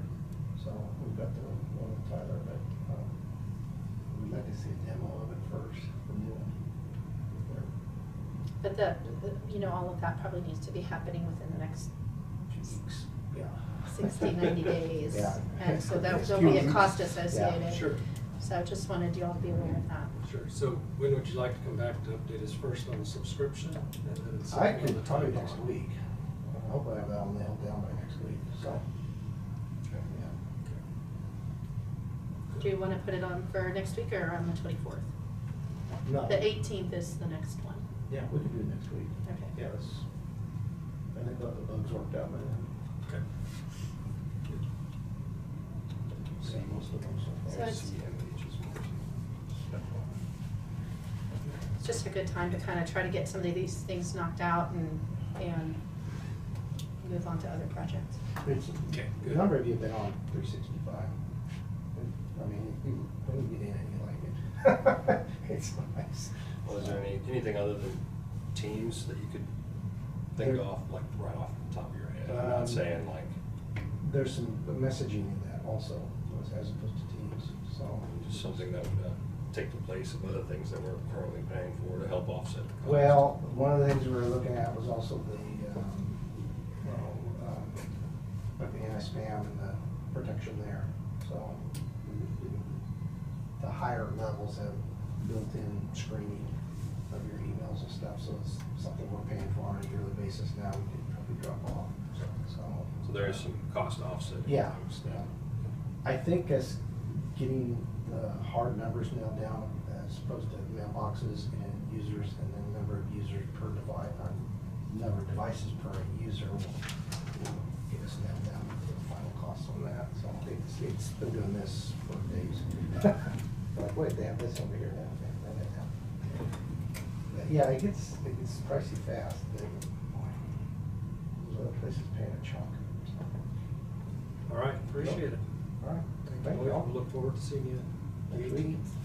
And then on the time clock, just work with Tina. I hope I have something on that next week too. so. Okay, that'd be great if we had at least some cost information, you know, that would be helpful for you to have. And Very good. Sunny. Very good. Thank you. Ah, thanks.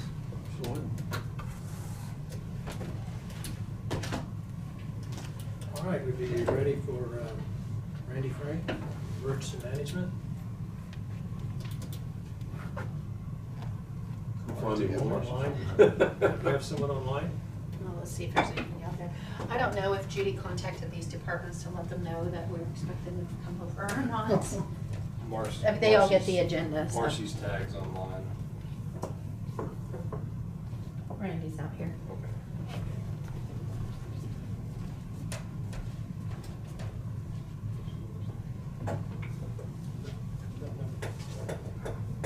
Oh, yeah, because you've got the department business first and then. Right.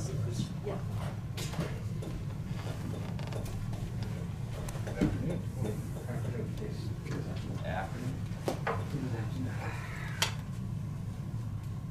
Well, Randy, we'll start with the department business and then hopefully around 2, Sheriff Kraft can join us and we'll talk about storage issues. Okay, congratulations on your new chair.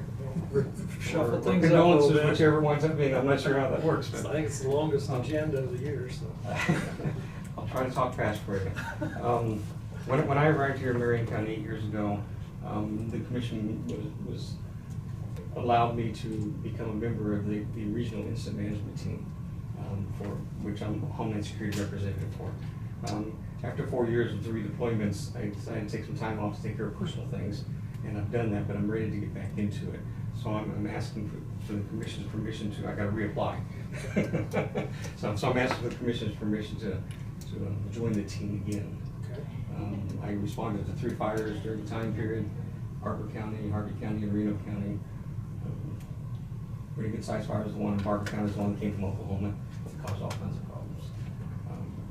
I think the contacts would certainly help to benefit the county. So, and obviously, if we have an issue here, I won't deploy. Right. So that's a given. So, Is there any discussion or objection from the commission? Nobody was filling that seat or position? not for a while. No. Okay. So it's vacant? Yes. Would we have a motion to allow Randy Frank to apply for that position? What is the obligation as far as time and? Well, the time is, well, depending on the event. Most of our fires are usually 2 days long, generally. We do operational periods, we're 8 to 12 hour periods. And the 2 I do 2 operational periods for each fire. So 2 12-hour shifts is what I pulled. And I did planning more importantly. What we were doing was reaching out to fire departments, finding different resources that we could get to bring in, manpower, vehicles, and things like that. Also working with the state and the aircraft. That's what I do when I go to these things.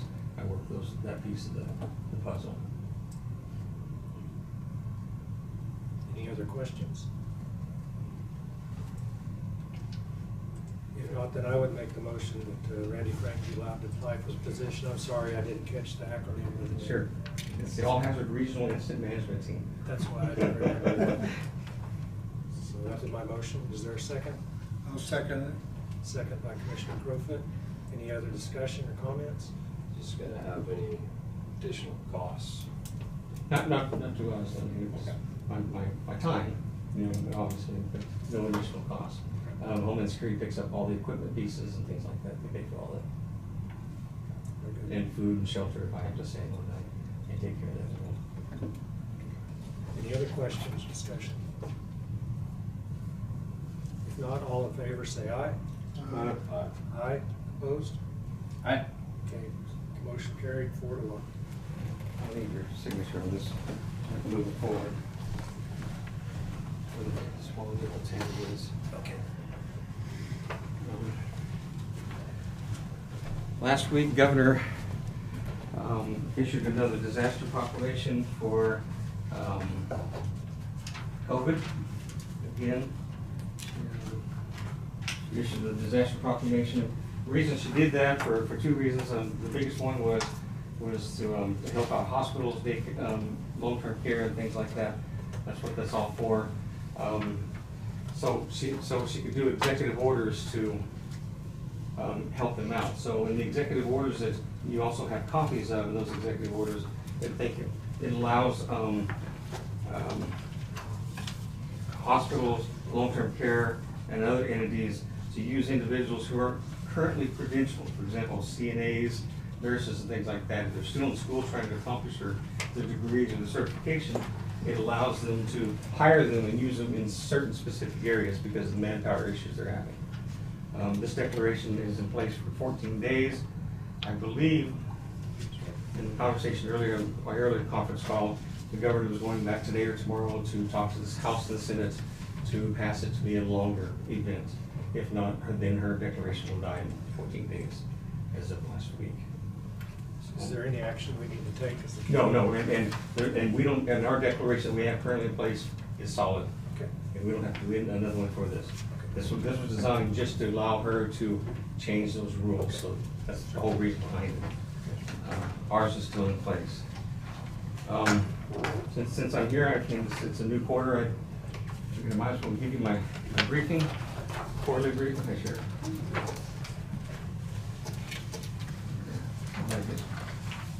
Walking around a lot better these days. Yeah, he is. Strolling. Last- Chase perpetrators. Yeah. In the last quarter, we've done several things. We completed the emergency operations plan. You as a commission asked us to contact all the support agencies. We contacted all of them except for ESF number 8. And that's the obvious one because she just came to work. So we're gonna do hers, I think, next week. And then we'll have all those done. All those pieces will be done.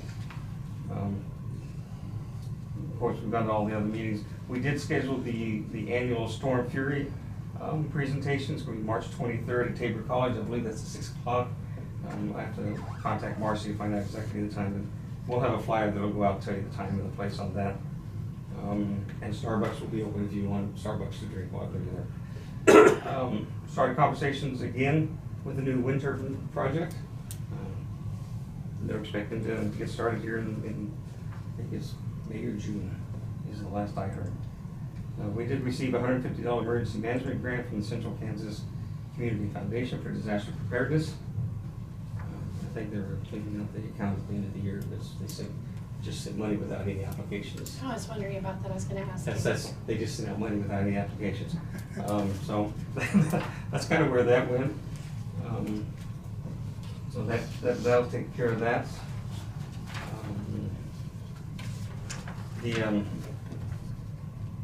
Some of the things we're going to start doing in the first quarter, we're going to start working on the peak plans that you folks have asked about.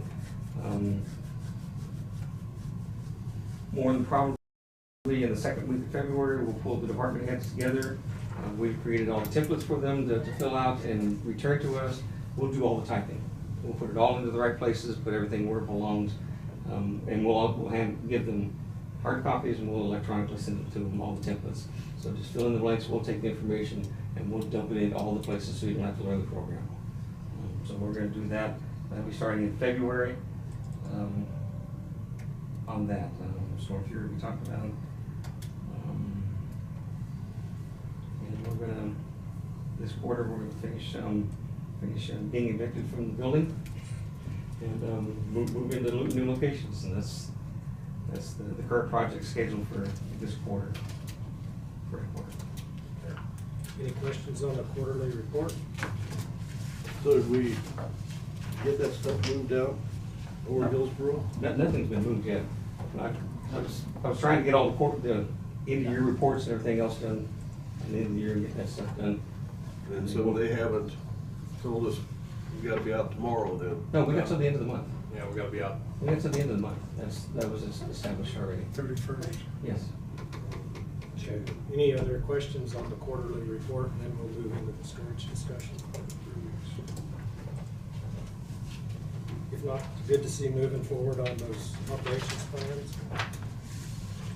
Hopefully we get good cooperation from the other departments and getting that wrapped up.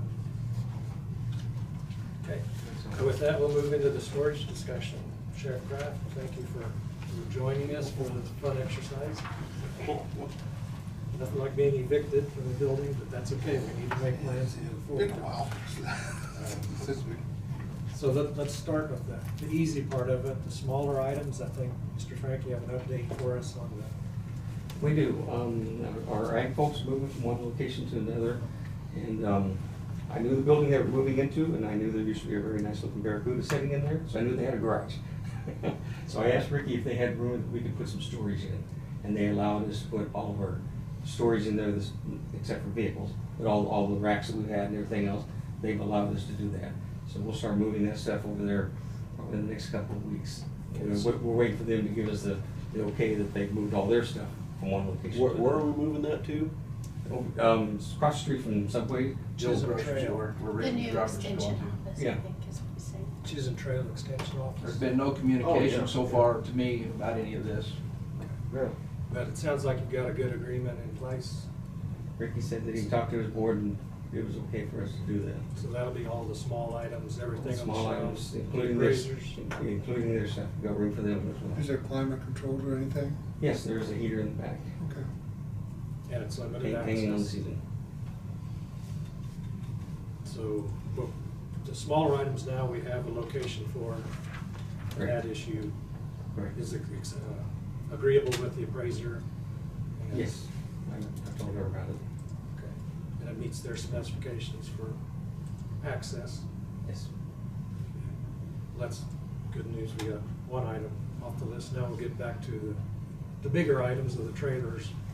And I know you had expressed some concerns, and Sheriff Kraft had expressed some concerns, so this is our opportunity to talk about, what are our options. The building that we've looked at, that was recommended, the Fairgrounds Building, it's, for all the trailers we have, they will not fit in there. It just, mathematically, they just won't fit in there. With the different sizes, I mean, we know we'll put the command trailer up there on Cobble Street with the county shop. And we visited with Bryce this morning about it, he just says, let us know, and he'll move things out so we can use Is that the red one or the white one? it. No, that's the big antenna. The antenna Antenna. trailer. That's the big antenna. It's a white trailer too. Okay. Oh, it is white, I never yes. have seen it. Yeah. That's the big It's antenna. a command trailer. No, not the command trailer, No, this, no. it's the tower trailer. Tower, okay. It's 48 feet long. That'll go into there. When I talked to Mr. Clinda from the Fair Board, he told us we can use the northeast corner of that building. Once you subtract the two bathrooms, there's 100 feet left on that side of the building. So we get 50 feet by 22. One of the things I noticed in there is that the I-beams, as they go up, they get bigger, which means we have to pull the trailers further away because they get bigger for the strength. I'm not an architect, but I can see what they do. So we've lost 4 feet of room because if we catch the top of the trailers, we're gonna move them 4 feet over. So which gives us only 18 feet in the width and 50 feet in the length. With that in mind, we can put one trailer in there. Put the command trailer down there. We recently purchased a command trailer, that one can fit into there. When we put anything else in there, it's gonna be a challenge. Other challenges will be to ensure that the driveway is empty all the time. Access. Right, that nobody parks in front of it. It could be. I mean, sometimes farmers park where farmers want to park. It is a fairgrounds, so they just kind of park where they want. So I'll be looking to put some signs on the door to say no parking in front of the door or something like that to help them know not to do that. It is an emergency vehicle. We need to be able to get it out in a quick manner. Sheriff Kraft, did you have some comments? Yes, in looking at what we were expected to do over there, it was not, we could have got a couple of them in there, but no more than that without encroaching on the center aisle of the building, which we were told had to remain open. I understand that. And with just getting one corner of that building, it's not feasible to get those trailers in there in any type of a manner that I could get one of them out without not having to move all of them in order to do so. And with the added likelihood of several times a year that building being used for other purposes, we would have to move them out occasionally, which takes a day to move them out. Okay, now we're going to take a day and put them back in, and now we're going to put them somewhere. And if they're using that building, that's likely not going to be right close there, because there's going to be a lot of events or a lot of people around that building during that time, and they want the parking. I really, the tower trailer up here, the new white trailer, yes, those can stay. My other concern is the 40K generator. I'm going to try to get another one in this building up here on Coble. See if we can get the 40K in underneath that roof as well. I think we can get part of it in there, or at least a good part of it, maybe the light trailer, one or the other, at least in there.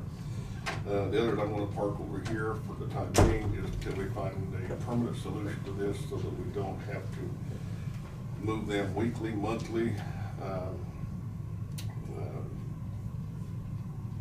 just don't know what else to do with them. We've got to have a place to go, and I don't want to put them in there where I'm going to stack them in there such that I have to move forward to get the one I need, or have to move them out monthly to make arrangements for somebody to use the building, and worry about, can I get to them? Can I get them out if there's an event there that day? And do I have the personnel, available at that time to get them moved out? Because not everybody can move these trailers. Did I understand, Mr. Brian or Sandy, whatever, right here, didn't we have the east half? We had more than what he was saying. Yeah. He said, that's what to start with. Yeah. And then if that filled up, then we could find And more. we haven't tried one, have we? Haven't hooked up to one and put in there, have we? Haven't done nothing like that. We played magical cards here on this little thing. Rob, there was an order given to this gentleman about 30 days ago to try, so we could see what it was like. And that way you knew what it was like. If we didn't have room, then we could go to Plan B. And so, well, just knowing what I was informed, that we had the corner, and looking at the size of what we've got, it's not feasible. if the corner, I can understand that. It's not feasible. I can understand that, but that's what I'm saying. There was an order given, sort of laughed at as far as I'm concerned. I looked at it yesterday and there's still nothing, even if we tried. I mean, I understand what the problem is. We don't want to take care of the center deal, but Alan, it just seems like there was even not an effort even to try. I'm not. And you wasn't a part of that. This man right here was that, given the order, and I understand that we don't want to pull in there at midnight and have to move 50 things to get out, to get an emergency vehicle out to go. We understand that. We have no problem with that. I'm very disappointed in that there was not even an effort made to try.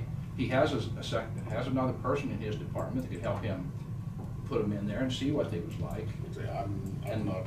And I understand that. But involved that's with what I'm that. telling the commission. I guess I'm gonna back up a little bit. We've got a communications problem. We have one interpretation is half the building, the other interpretation is quarter of the building. We're also talking about not just one person in charge of the trailers. The sheriff department is also in charge of the trailers. Yeah. It's not just emergency management. And we need to involve those departments in the coming up with a solution, temporary and long-term. So I'm guessing, I still don't understand whether it's half the building or a quarter of the building. When we met with them that day, Right here. It was sounded like they were. Mr. Clinton and Mr. Unruh, Unruh, yeah. the way I understood it, unless I misunderstood, they said the east half. That's what I understood. Okay, well then let's go with the east half. Is there still accessibility issues? I mean, is there an issue with keeping that center lane open? It's gonna be tight. It's gonna be very tight and still moving. The problem is I've gotta move A to get to B or C to get to D. Right. One or two of them in there where they can easily be Right. maneuvered, absolutely.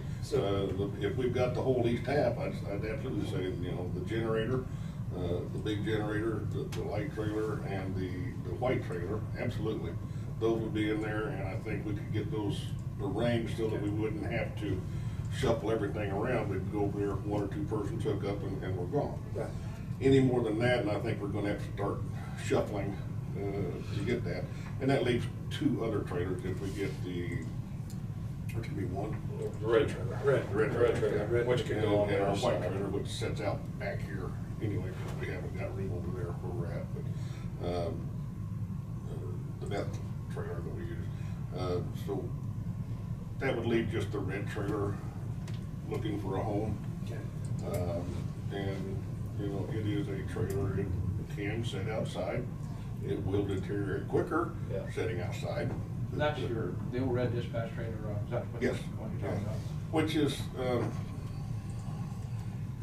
with the capabilities of the tower trailer and the white trailer,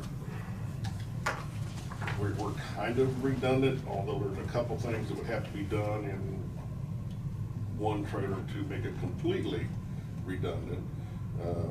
But it is still usable as it is. We can still communicate and transmit from it. So I want to protect it, and I want to keep it safe. And that's my point, is all I asked was just to try, see what it looked like, see how easy things were in and out. And I understand your position. I mean, I have no doubts about that, but. Okay. So I guess what I'm seeing at this point is, if we talk to the fair board again, try to make an agreement for the 3 trailers, 2 generators, the white trailer to fit at the fairgrounds, the tower trailer goes up to Cobble, the red trailer sits out, which the red trailer sits out here now, right?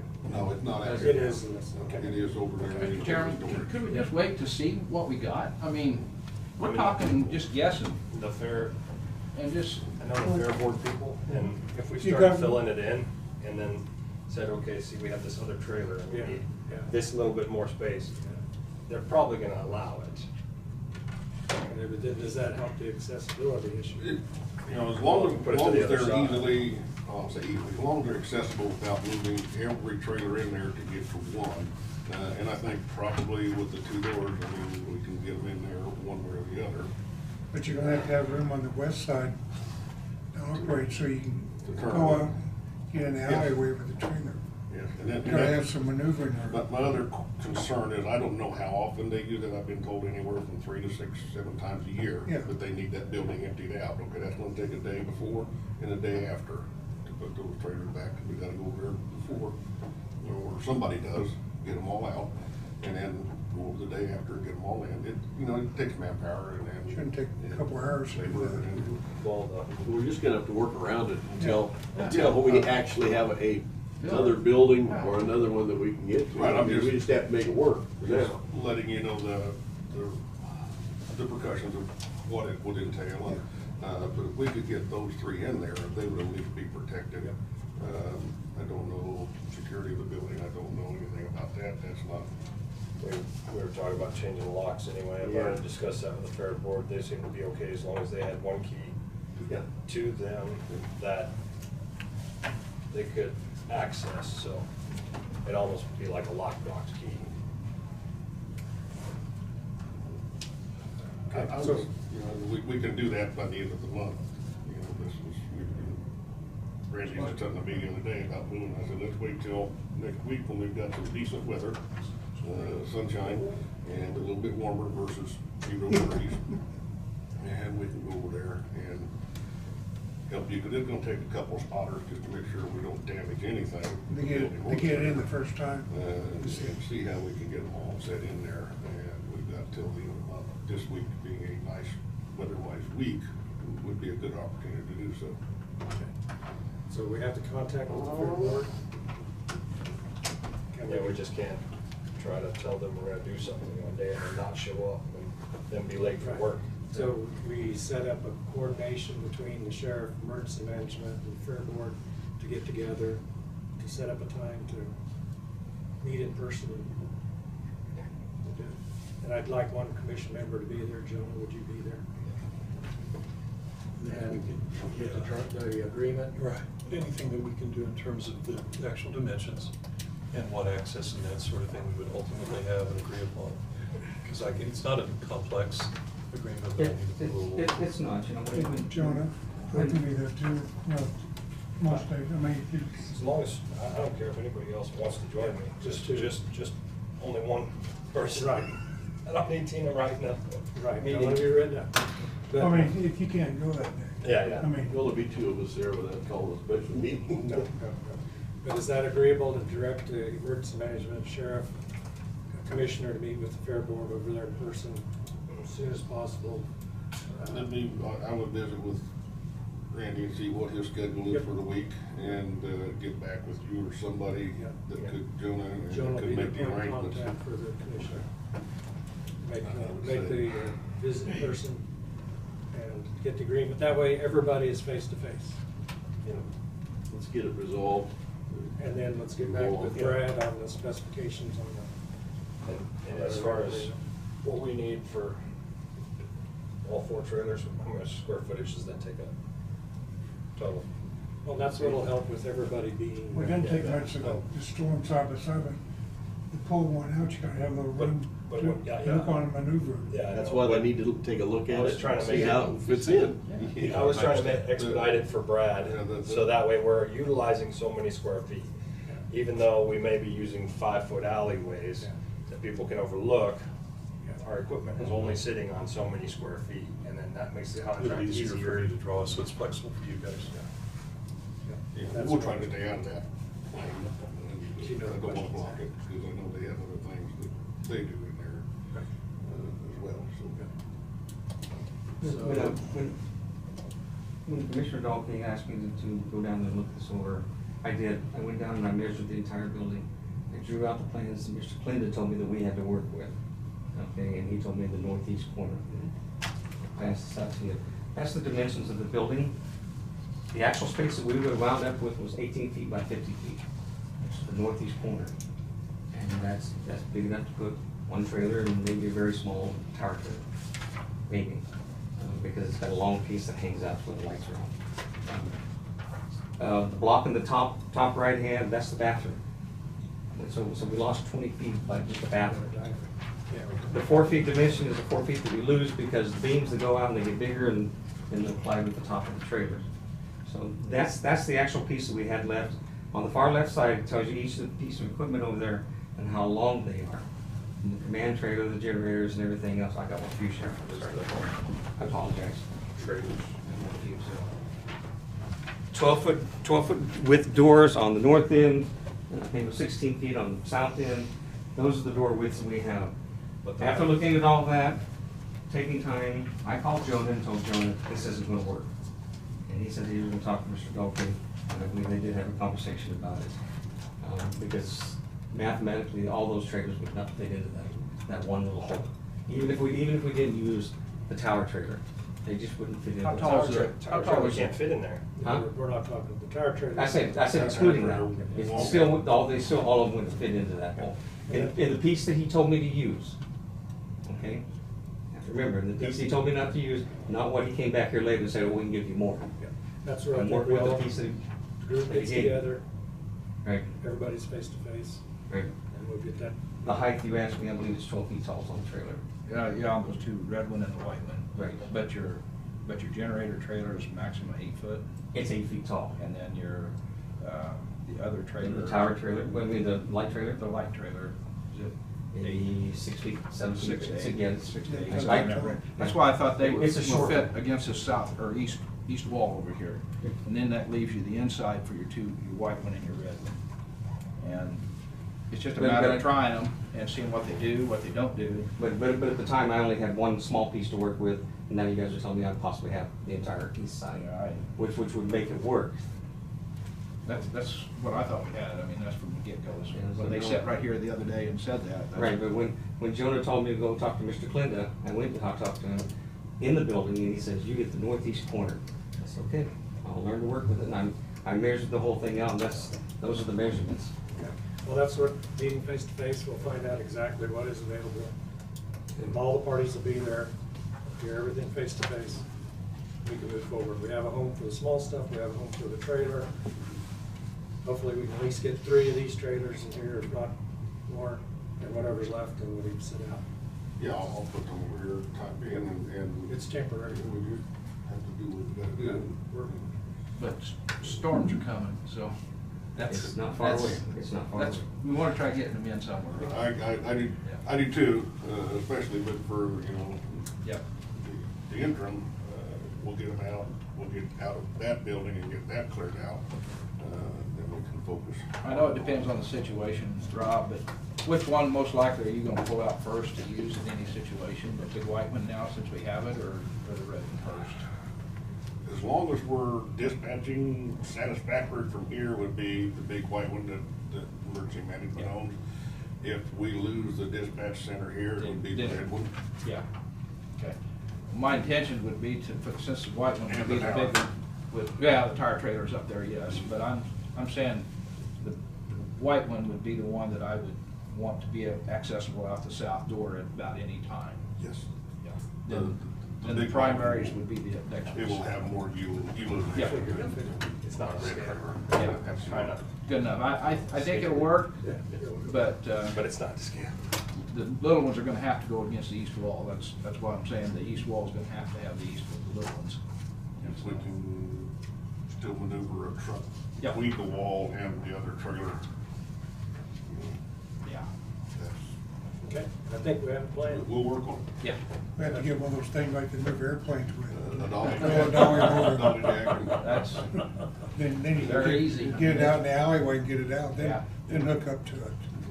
What do they call them, a mule for the semis? Put it in the budget for next year. I got to operate one of those and learn it. A little more challenging than you think. Oh, yeah, I know. It's Jack not and as I think pretty straightforward as quick. it looks. That, It's kind of good out, Jack. Yeah. I can see a lot of damage.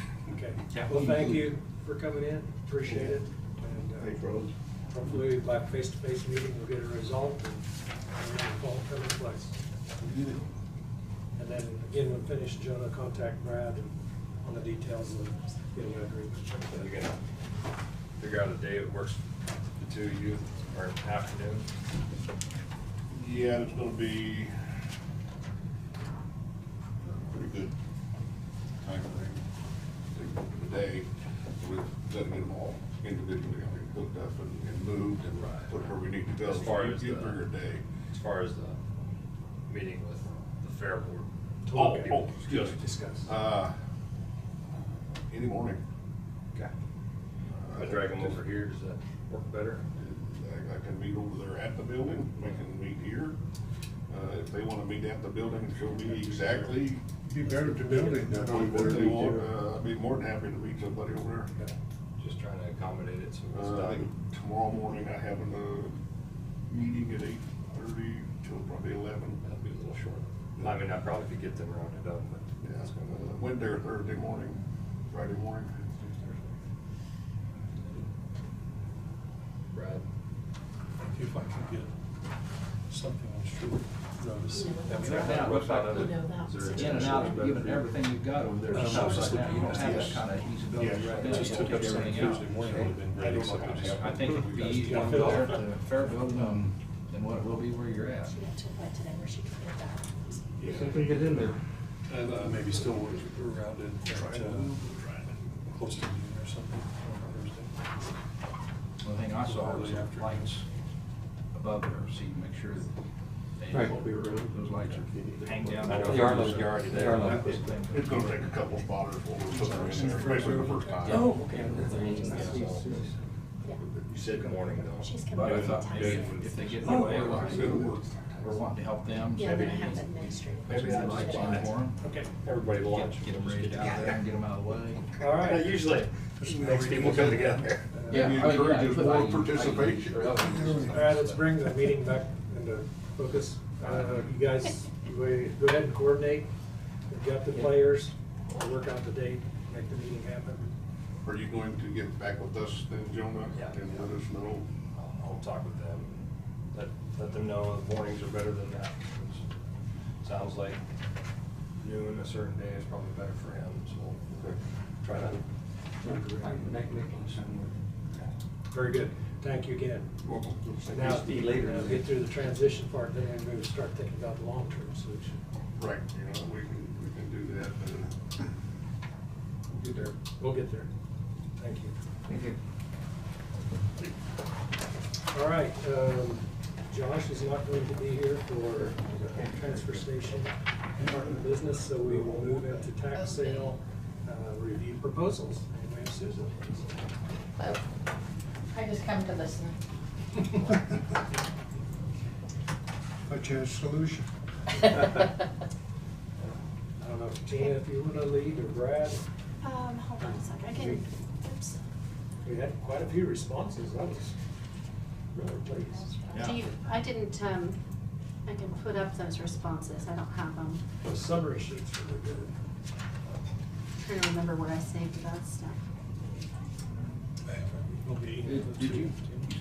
You said, Right, but I would Send them hoping to pull it up separately. without the Yeah. email. There it Say, is. I'm gonna have to get into another email to get. Okay, so I didn't, we were accepting those through the end of the day on Friday, and I wasn't able to get the information to you on Friday with your packet, so that's why I did send out a separate email with the different responses to each of you, so you could look at them. And I've got the summary here that I prepared. Do you want me to print one of these summaries for you all? Would that be helpful, or We've got them on our packet. do you need one? No, I got it right here. Okay, so I can display this on the meeting, Yeah. and then you all can Mhm. discuss. We also had two more that responded that declined to put in a bid or to submit a proposal, so. And I don't really know what, how you wanna go through the discussion of this. That's my question too. So Where the to start? RFP itself basically said, when I sent that out, the timeline said that that you all would review them on the 18th, and Right. that you could schedule interviews between the 18th and the end of the month, and potentially award something by the end of the month, possibly. I guess what I would like to do is just preliminary review. And that way, if anyone has questions, those questions can be looked into before we have the more in-depth review on the 18th. But no decisions at this meeting, just review, look at the pros and cons, learn a little more about, I know there's a lot of different methods in how they're billing. billing, that's the issue. So Brad, I don't know if you would like to walk us through the proposals and the methodology that some of these applicants are using? I don't know that I am even fully equipped to do so. I got those over the weekend, Tina was kind enough to send them over to me, so I've reviewed them Mhm. all. The biggest issue that jumps out at me is the billing. Mhm. And it isn't because there's anything wrong with the proposals being made, but that they use a slightly different system to bill in each and every instance. And there are some costs in here that don't necessarily jump right out at you, that become part of this that you're not used to seeing necessarily, in terms of some of the attendant expenses that go into over and above what they're doing. Then obviously we also have, which is going to be a little bit of a challenge for us, although we can probably work it. If we go to an annual, we're going to cut down on the amount in terms of an annual frequency. And some of these are built to be done with a greater volume. Right. And they're cheaper that way. So I need to follow up with a number of these firms and talk about that to try to see if we can get to something that is kind of your apples to apples and also make a determination. You'll recall that our policy and our determination was let's do them more often for the obvious reason then that can still work to our advantage if you have the conversation with someone and say, look, you'll do fewer in a given setting.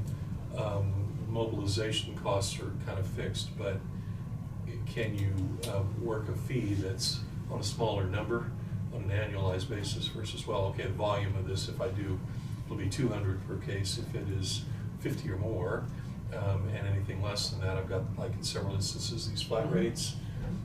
So there's a little bit of discussion that needs to be happening with that, so I think it is wise to kind of talk about that, and I'm happy to follow up with them, knowing the billing process somewhat, and kind of coordinate that, like, would it be as well? On the RFP itself, we only asked for a 1 year. And Yeah. a 1 year contract, and then we mentioned that we could renew for up to 2 more years. And so right now, with the amount of parcels that could potentially be eligible, I mean, that is the number that I gave. Yeah. For the first year. Right. This next year would probably be less. Right, but we may stay with that firm or go to a different Sure. one too, so. And I made a couple of phone calls last week, not knowing who had even submitted, to some of the counties to see what their process is and their frequency. A lot of them prefer to go to the annual if they can. I'm just in an editorial comment, but have not necessarily said the same thing, that, you know, there's different cost factors that go into it depending on how many they do and how frequently they do it. Say we've got 2 firms that represent small counties. I just wondered, you know, if you get more information by going to the treasurer. Yeah. Or clerk. Yeah, and I think you know, like Chris, you know, that's a very different animal with what they do, like in Sedgwick County, in terms of Yeah, the but process. he does, they also do all of these Yes. small counties, so there has to, they've got to have a different, They do. nobody's gonna do it like Sedgwick County. Yeah, and that's part of the reason I'm anxious to kind of talk to several of them about, you know, really getting down to the nuts and bolts of it, because I think we can probably drill down on it a little bit and get a pretty good idea of what they feel they can do it for and still feel comfortable. So what do we average, how many do we usually have each tax sale? We talked about that when I sent that email that one day, when we don't know yet if we get it down to 1 year. Well, you're gonna have more next time cover short. Yes. But last year, how many did we have? Well, previously, We had 2 lots last time. yeah, last year was not a good measurement because of COVID, it got Right. stretched over like 2.5 years and it was a kind of a mess. And it was nobody's fault, it was just one of those things. But by the time it gets whittled down by the previous tax attorney, we'd only had maybe 20 that actually got sold. But they start, so the number of parcels that are on the list to begin with, where they start with a demand letter and then they start before they file the petition, Yes, makes a big is difference. over 100 generally, Yes. somewhere around 100 to 180. Because if I understand correctly, these attorneys are going to charge not for what the end result is, but what the process, how it begins, how the process begins, and what the process is. And that's what I was intrigued. Some of them are different Right. on how they do it, and like this first one, what they said is once, once it goes to them, they assess, the treasurer could assess a fee, an attorney fee on the taxes themselves. Right. And then if they decide they are gonna redeem them and they don't want to go to sale, they have to pay all the taxes, plus the publications and the regular things, plus the attorney fee to be able to redeem. And then, once the petition is filed, there's another cost that would be assessed. Yeah, they triggered that So as part. that's how the first one kind of did it. There was one in here that the amount that they would charge would depend on whether it was redeemed before the petition is filed or after. They all kind of laid all of that out in their proposals already. So it's really just reading through them carefully, making sure you're comfortable, see if there's firms that you want to rule out based on their whether they've done tax sales before for municipalities, because some of these are just have done foreclosures for banks. Did you send But- it out like that to Yes. us? Did you? What, I'm sorry? Did you send it out like that to all I of us? sent you an email with a Yes. spreadsheet, and then it had a bunch of attachments. Two different emails. That was on It's the Excel. Saturday. Okay, Should be on that one. okay, yeah, Clear at the bottom. Here's the last attachment. okay. Go back to, Yeah. Email. And to some extent, depending upon the process that we want to follow and envision being the most efficient with our treasurer's office, there could be changes made to how they would contemplate billing this. They did, I agree with Tina, they kind of, this is how we do it. This is how we would contemplate doing that for you. But I think there's probably some marginal ability to tailor that. That's one I didn't do. I just started down Just to a particular one or two, because I know several of these firms do it according to what county particular instance is looking for. And that's just been built into their. And some of them, I mean, asked if You're they, online they now. would prefer to actually bill hourly. But they said that, and then they went ahead and, because we asked for a flat fee, they provided it Yeah. both ways, but their preference would be to bill on an hourly basis. And several building some flexibility in that, just because they're. I mean, I think that you're gonna have to, you're not gonna get apples to apples on this, and I think what you're going to have to do is weigh the experience of the firm and some of the other things that you wanna think about, potentially interview some of them, see what you think about them. And the cost. I mean, there's gonna be more than just one thing affecting Yes. your, Decision. yeah. Maybe speak out of turn here, but I wouldn't mind seeing the first one. As far as that is. Well, we'll do the in-depth on them, but I think that there's a couple of them that stand out. Yeah, he told me he'd come up anytime. Well, I don't know none of these people from nobody. I just know. I'm just reading through. I know That's a several. good thing, you don't know. I'm just reading through them, and as far as the most friendly to our unknowingness of what we need, it sounds like it's, we're not gonna blow up the budget with this one. And it feels like they pretty well understand what they're doing. You know, Brad or Tina, one of you mentioned there's also some costs that aren't visible in this. Well, in terms of they go ahead and add, they have their fee, and then all the various attendant costs that may or may not necessarily be recouped by us if they redeem or they don't. If they don't, we have some costs that we pay for elements of this that factor in on an average basis to what each one of these costs us. Most of the time what I hear, and that's just really depends on the year, is that after they go through the original letter process, like Tina was mentioning, if you have 100 to start with, they hope to get it down below 20% of those that they actually have to go after. It doesn't always work out that way. Some years it's more, and in recent economic times it's been more. And I don't know what things are going to be like, particularly the way that costs and valuations have changed, and we're still in the process of that flux. So much of this is nebulous for us, but kind of using that as a rough idea of what you may be looking at. Then on those, we have those added costs. Even after that, you still have the redemption period that someone can undertake after a sheriff's sale. We get a few of those where somebody comes back and finds the funds or gets a new loan or does something and comes back on it. And they have to pay all of those various costs, as Tina said, in order to redeem. But the point is, they're not going to absorb those costs in their, I'll do it for this number of dollars per case that we take that far. That it does not include those additional fees. Some of them did state that, I think maybe it was the first one that stated, I put a note about additional clarification of scope of work. On that very first one, they said that price includes any appeals, but not if it would go to the certain level. So that one did state some of that. And most all of these, the county is gonna be paying the title work separate, which is what we've done in the past. We've always paid the legal fee, and then the title work and the publications have been billed separately to the county. And I think in most cases, that was how they were doing it.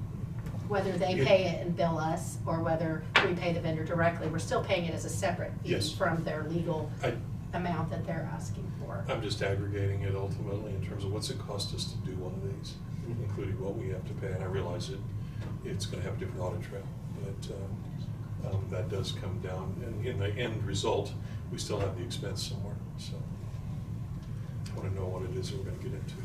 But what Tina described a while ago was something that's always been a 3-month, 4-month, 6-month time frame, maybe a year time frame in the past, from when we just, let's say 180 properties, and then 6 months down the road, well, I'm down to 60 or 80, and that time frame in there is I don't know how much work we've spent through the. I mean, I do know, but that's a time frame that's pretty crucial to get it down to a smaller amount before you pay the large amounts Title work. to go on. Yeah. But if you have someone who does this kind of for a living, and they have it down to a science where they can do all this in a more timely manner, that'll certainly be to our advantage. I would think. Yes, I would think. because we were always concerned in my office about, things getting paid, maybe after when they're, there's too much of a time span, there's too much We time roll in into a new between. year, and certain times some payments Yes, get made. because we didn't know where we were with anything. Right. It was, And that's the whole idea of this process, is to Yeah. get it paid process, get it on a time frame, and get it moving. yeah. And you're not the only one who didn't know either, so it just Well- needs to get squeezed down so everybody can follow it and do something. And I'd like to see that time frame maybe put out separately, and I don't know what kind of time frame any of these, I would ask them that question if they was here today, what kind of time frame do you expect to do this? Yeah, again, several of these firms are known, and I've worked with them before. It's not difficult to pick up the phone and call and ask them basic procedural questions. What's your average on these? Several of these firms do enough of this that they can tell you, depending, again, small versus larger county, and what their experience is. There are some averages they can give you. Okay, are there any specific questions you'd like Brad to work on before next week on the 18th? Well, like I said, I think just contacting several of these small counties to see how the process worked, are they satisfied with who's doing it and how things finalize, and, timeliness is a big thing. And that's what they've provided references. Yeah. And that they've listed the counties that they do serve. Yeah. Very good. Any other questions? The turnaround on. Yep, time frame, we good. Yeah, noted that as well. At least one of them mentioned how long, but I didn't put that in there. And then I guess that fee, what was you first describing, Tina, the fee that we set for that first stage, that could be a set fee for that to get it started? Or Brad, one of you two was mentioning it. Well, some of these have a fee built in. They built it in. Well, some of them said that, like the first one, and I Yep. think there was one other one Yeah. that mentioned that, and the first one was very, specific about the timing of all these things. So what they said was that as soon as the list is turned over, once it's Right. determined which parcels are gonna be in the initial contact, and once the attorney starts doing any work, but before the title work is done, which is a pretty big expense. Yes. That they would assess an attorney's fee onto the parcel itself. When they send the letters out, they would say something about, if they wanted to redeem it, they're already paying that initial attorney fee, and that's before any title work is done or any petition is filed. And That Then, avoids some of our costs. I'm sorry, Gina, go ahead. yeah, that's okay.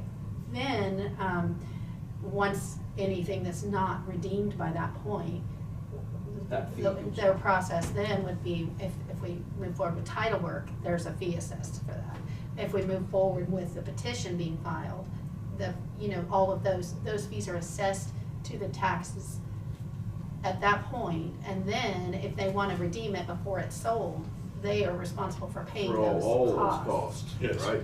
So- For dragging their feet. Plus the Yeah. court costs. Not letting the Right. county hang. Yeah, Right, so that's kind of what they were talking about, and their process, they outlined that in here. Would the county have to pick that fee up if 60 of those didn't pay that? Okay, Yeah, so if it made it to that's, tax sale. okay, so Randy, to answer your question. Yeah.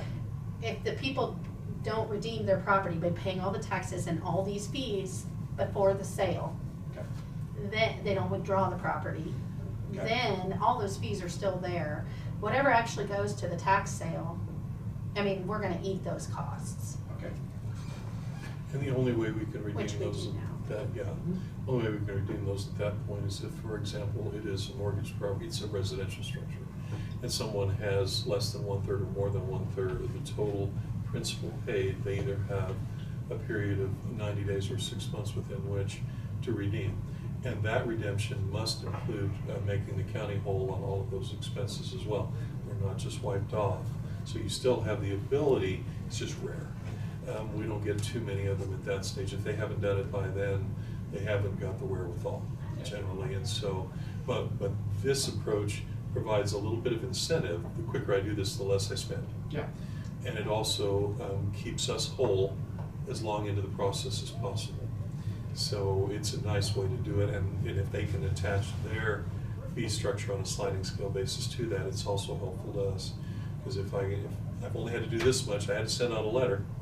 There was a fee that goes with that, but I didn't have to go ahead and file on this thing. We didn't have all the title work done. We didn't have to process that and go ahead and prepare the appropriate foreclosure petition.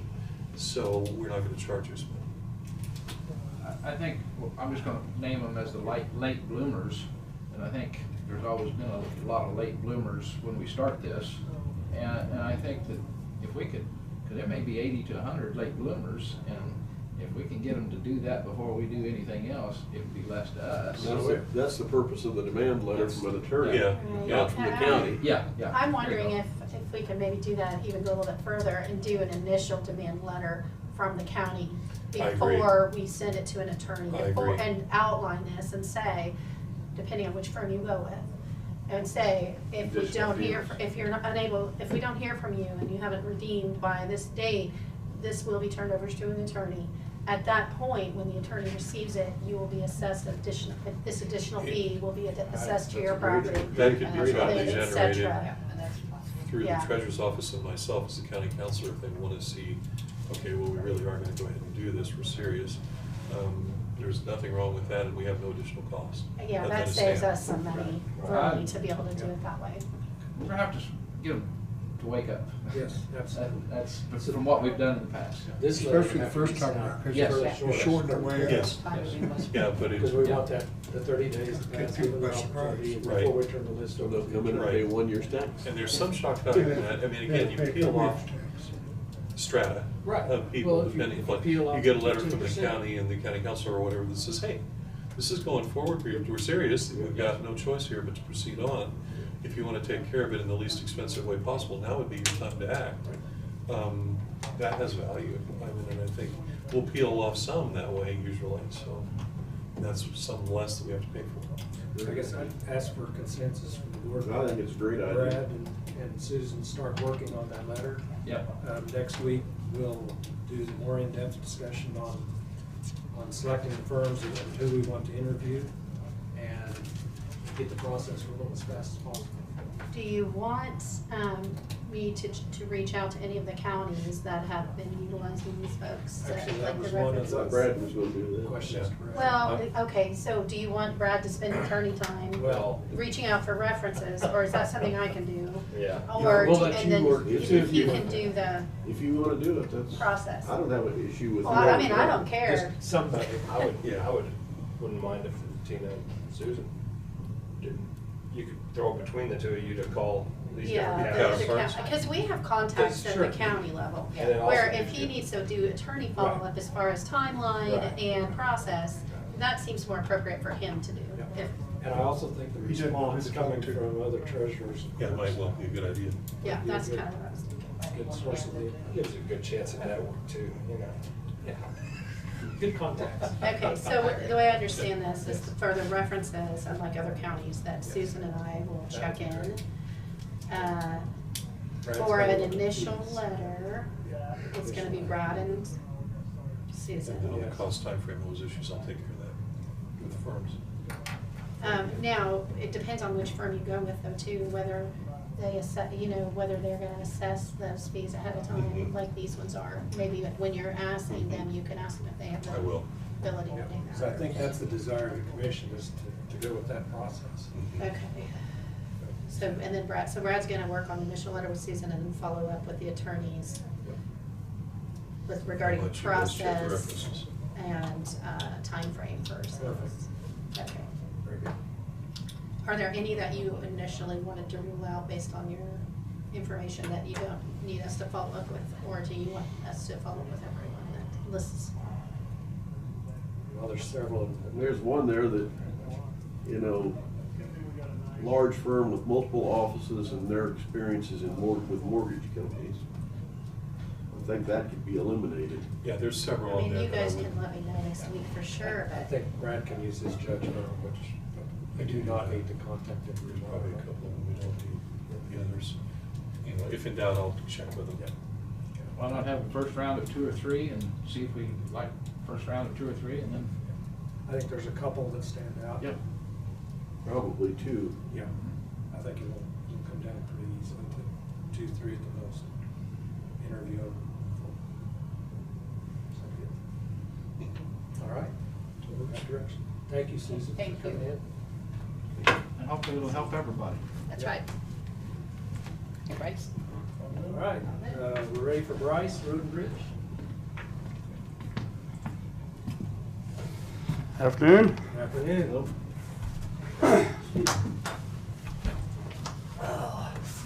Not a lot going on for Road and Bridge. We've got several people out with family members with COVID, so they're being quarantined and whatever the case may be, so always watch for that. We are today installing a half-moon culvert on Newell Road, South Peabody, that one that was caving off. It's actually one of the old stone arch culverts that we had falling in and everything else, no way to fix it, so we're putting that in there. As soon as we get done with that, we're gonna go put one up on 230th, excuse me, 310th, just east of Eagle.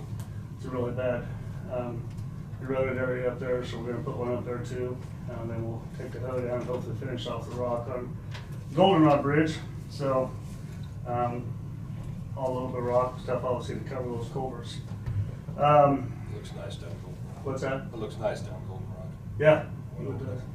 Yeah, we're still working with the landowners down there about trying to fix up the rest of that area. It's really cleaned up a lot. I mean, it's nice. Yeah. Yeah, we helped out the flow there a lot too. So we'd like to do more down south, but we just trying to get by that. That area there is just very, very bad for erosion. Where you at? Between 160th and 170th on Goldenrod. So, just following up with, we had talked back in December about the bond issue, getting the bonding company coming in. Any update on that, or? I guess what I would like to do is get a committee together to work with Bryce on getting this bond deal going. I know Kent's concerned about the bond itself, and when I was down there asking several times for some direction on what projects to go to. So, Isn't that something that we need? We had come at Lloyd. he had a bond guy we're gonna have come in. Kent, do you still want the bond guy to come in? Well, I think we would need that information if we're talking about multiple projects. Or do you just have one question of what's the maximum amount of bond? Well, I guess in the end, that's about what amounts to. Right, because the way I remember the discussion is there was an amount of bond that could be issued without going through all the extra. Right. Right, and he gave that to us previously. David, Right. you're talking about Dave Arterberry, which I Yes. can get him in here, but I think that really you need to figure out kind of what you Like wanna projects accomplish. first. Yeah. And then bring him in to talk about the options and what we can finance and the Well, steps. At the same time, retired now. we kind of need Somebody else. a target number. I mean, as I recall, it's 4.2, 4.3. I mean, having a target so we don't have How many $8 million projects and Right. then we have, well, this is our amount. So we can kind of get the commission and Bryce to focus on it. Probably need to have a work session then. Yeah, yeah. If you could get a hold of Arterberry or Lloyd. He's retired. Okay. The firm. Okay. The firm. Okay, well, Scott Lloyd could answer the question on what our maximum bond would be. He She already answered it did. by asking David Arterberry. Yeah. If you could get that number for us. I can get the number again, It was 4 something. I know it's written down there. So. Yeah, it was Let's get the number. He'd have the screen up there. Schedule. But I can ask Scott, because we'll read it if sometime. Dave's retired, as Kent's saying, then maybe he has another guy. Would it work for the commission to do a work session on the 24th? I know we're getting a long day that day, but that morning, and focus on. Is that the 24th? That's a regular meeting, right? Yes. 31st, are we doing a 9 o'clock meeting? 31st. You know, I was gonna ask you about that, because since it is on a Monday, if you wanna do it at 9, or if you wanna do it at 12:30, like, I was just assuming, since it was a regular meeting day, that we would do it at 12:30, but Okay. I wanted to ask you. You do have issues with wanting to have it in the morning. Maybe we should do it 31st? On payday? I thought payday had to be. Payday would be preferable in the morning, Right. just Do- because do we have other payday things to and do. Then use your work session. And then use that at time afterwards. It's a long day. Yeah, the sooner the better. That's stretching a little bit, Dave, from what you're thinking, but Right. I just looking at the time frame there, Right. maybe the. I'm just trying to. Yeah. Keep Okay. things rolling forward. Right, so I don't care. It just. Other input on 24th versus 31st for a work session on roads. 31st. Well, if we're gonna have a regular meeting on the 31st, Yep, we at need, 9 we need to o'clock. be here at 9 to get Yep. payroll. Yeah. So you're gonna have a area in between there, and then you can have your regular meeting. If we're gonna have a regular meeting that day. Okay, keep the regular meeting at 12:30. We'd have that 2 or 3 hours in between. Gotcha. Takes That up way one- you takes capture up one the- day. you capture Okay, the- there we go. Work session on the 31st following payday, 9 o'clock payday.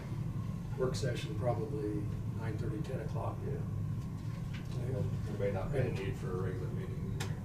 Yeah, we'll see. There's always something. Brad will have some. Sure. Okay, so that'll be our target. Brad always has. We'll work on the bond and get our priorities. And, Okay. So. Sounds good. I was contacted again, this has, I think, been an ongoing thing for quite a few years. The Dan Drive location at the county lake. Yeah. It's on the We heard about agenda that for next week. Tuesday. Next week, okay. Gotcha, won't have to worry about that, so. We should got a solution. You guys? They'll be back in next week. Okay. You have a solution. I thought I have many- all those roads were private driveways. Well, Stuff they out are, but Yeah. they're not, the problem is they're connected by backways to county roads. Some of them are private drives, like this one, it's a Yes. little bit different. Some of them are public road, or private, like maintenance, but Right. public road. Yeah, so anyway, okay, we'll discuss that next week. So, well, I talked last week and they called this morning, are we on the agenda for today? And I was like, what? So, anyway. Okay. Also, within the next couple weeks, I'm gonna start hauling the crushed concrete off of our storage location, our lease locations, North Lakeville. I was looking for numerous reasons on ways to help us load that material and haul it faster. I was gonna obviously use contract trucks because they're bigger, but I'd actually contacted one of the people that bid on the project before about running the material one more time through a magnet. He has, I think it's an 80-foot conveyor with a magnet on it, that we could use our 2 loaders to dump into the bottom, and it basically would go through one magnet one more time and dump directly in the trucks. So that we do one more pass just in case there's anything there, for if nothing else, for our benefit, but for public relations, that, you know, we're doing whatever we can to get that material out of it. I thought the price was very, very reasonable for a month's lease. I don't think it's gonna take anywhere on that. But then if we can get that material out of here while the more trucks are available, things like that, then we'll have that out of the way, and then we can get that cleaned up, because it's probably gonna take us several weeks to a month to get that cleaned up. So, they shouldn't have any objection to that. I mean, I think it load the trucks very, very well. We won't have to worry about, we could run 2 loaders and get it out there as fast as we You can. can get enough contract trucks to Yep. keep it running? I think so. We're talking 45 minutes to an hour round trip. We're gonna haul some to the south shop and then some to, over to the poor farm, or the area over there by the poor farm. We've got that all cleaned off, so I think we can put it there. That's between the south shop and there, it's essentially located. We'll still leave the material up on the 340th. KDOT has not mentioned any more about, obviously the material there, we're gonna leave for them anyway. So we weren't planning on leaving that, or moving that for now, but anyway, so, You can get the material down to the pour farm if the road's soft. yes. Yeah.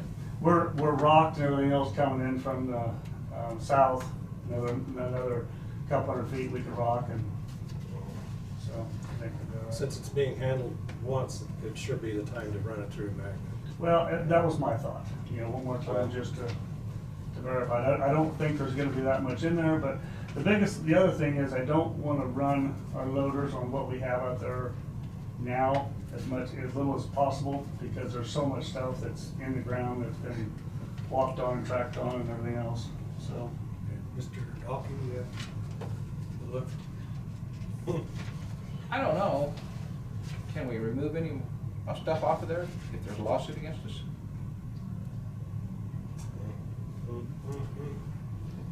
I guess it's our material, so. I'm not sure, what are we referring to there? Yeah. What do you mean? I'm just wondering if that contractor put a lawsuit against us, can we remove the piles out there? Oh, I see. Depends on how he goes about the, we're gonna talk about that. This would be about an executive session. Okay. So we're gonna talk about that. Wait a week? Well, it's, Wait a day? we were looking at least 2 No, weeks away, so. That's on the agenda. Yeah, but I mean, Yeah. to start. And if we need, that's not set time, if we need to go farther, just sometime in the next month or two, I'd like to get it out of there once. Yeah. Hopefully something. Any other concerns or questions? Oh, once again, I don't know what our total cost of this cement's gonna be, but I'm not. Whatever it is. I'm just saying, we need to be smarter and figure out exactly whether we're saving money doing what we're doing here and do something a little different. Yeah, if we run a magnet on it, I mean, we're gonna increase the cost again, so it's gotta go down on the road and not be pulled back up, because it's just that much more invested in it. Well, and we've talked about, we like to put it down on roads, but we just haven't got to the point of getting the road ready for it either, Or so. it's just Yeah. gotta be used, and Yeah. I don't know. No, I mean, I totally understand, I wish it was a foolproof operation or whatever else, but we're still, material cost-wise, we're still less than what we'd be buying virgin material, so. But, Is this, after it goes through that this time, is there roads that could use that directly and not have the trucking, if we use the trucking to take it right to the road this time? well, like I said, that's what we've been looking at, but then again, it's like any other rock, I don't wanna put it on roads that we're just putting it on to say we're hauling on, they've gotta be ready for it, If you've got, I somewhat agree with that. I mean, if you've got a dirt road, yeah, you almost need to go in and put the crown back on it and rebuild it as a rock road before you use that. And on a lot of the other roads, we need to do the ditch work and everything else before we put a lot more rock on it, so. Obviously, we gotta be pretty leery about the budget again this year, if we're gonna be contracting most of our hauling, so. Is this the first time that you've used a poor farm property? Yes. I mean, there's been times since I've been on the commission, we've talked about selling it. Yeah.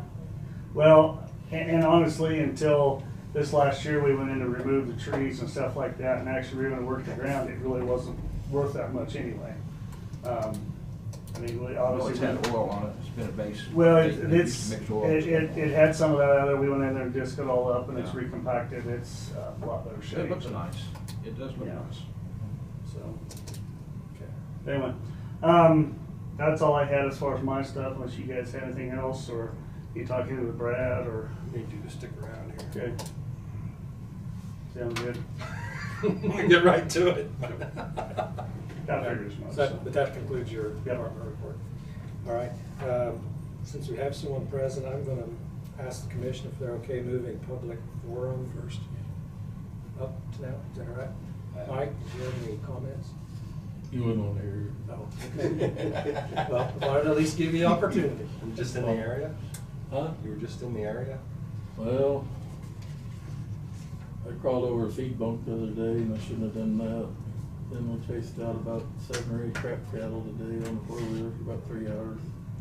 Trying to find just a comfortable place to sit and not That's do the most anything else. comfortable place? You can come by, with an answer like that, you can come by anytime. All right, then we'll move into, oh, I guess I should ask if there's anything online, but I don't see any unmuted mics for public No. forum. Okay, next we'll be moving into some executive sessions. Which one did you want to do first? Attorney-client potential litigation. All right. Okay, let's see, I haven't done one of these, so let me get my handy sheet. I move that we recess into executive session in order to discuss attorney-client Potential litigation. potential litigation pursuant to KSA 75-4319B for I believe it's number 2. number 2, consultation with our attorney, with commission members, counselor, county clerk, and County engineer. county engineer. Thank you. Start at 3:07. How long? Why don't we, you know what, let's go 20 minutes, because I think we're going to do that. Why don't you just say 3:30 and make it easy? It may be easier to do. I gotta add 20 minutes. Oh, you're saying go till 3:30. Just go 3:30. Okay, well, let's go into executive session at 3:07, and we will come out of executive session at 3:30 in the commission meeting room. I believe that's the motion. Second. And a second by Jonah. All those in favor say aye. Aye. Opposed? Motion carried. See you at 3:30. Back in session. This conference will now be recorded. All right, we are out of executive session, no decisions made. We're gonna have one more executive session.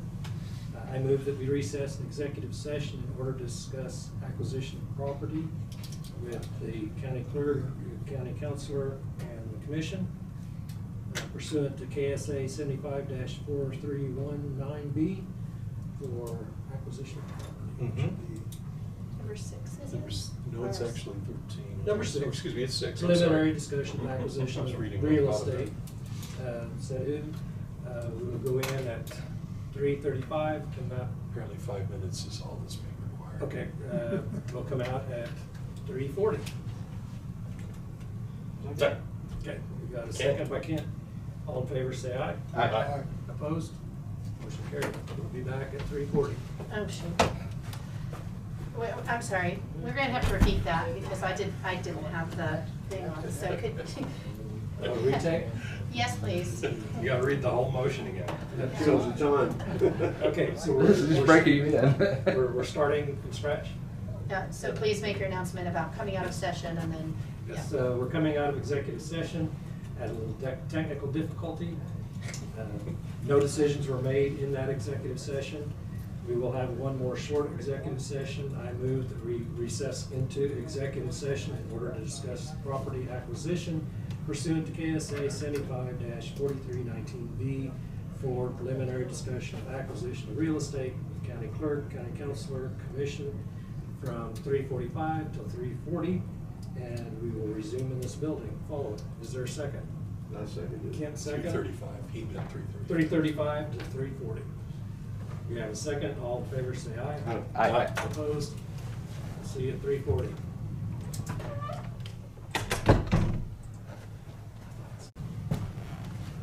More or less. Look at the department. Camera's on. They asking for the Microphone's shots on. out there? Okay, we're on here. You know, that would be a good place for a public health, wouldn't it? This conference will now be recorded. All right, we're out of executive session. No decisions made. I will, as chairman, appoint a building committee. I'm going to ask our department heads from. Oh, geez. I pressed the button, but it didn't come on. I thought it said Go ahead. recording. Sorry, I know. All right, technical difficulty, we'll try this again. We are out of executive Thank session. you. Thank you for the first day as chairman. You're welcome. Out of executive session, no action taken, but at this point, I will appoint a building committee. I would ask the department heads, for the sheriff, emergency management, public health, road and bridge, our county clerk, to form that committee, to be headed up representing Commission, Randy Dahlke. Their directive would be to look at options and needs, first the needs for storage, and look at options of how we to present the commission on how to proceed.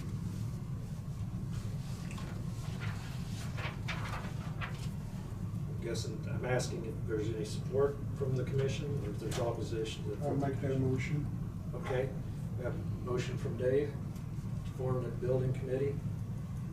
And second by Jonah. Any other discussion?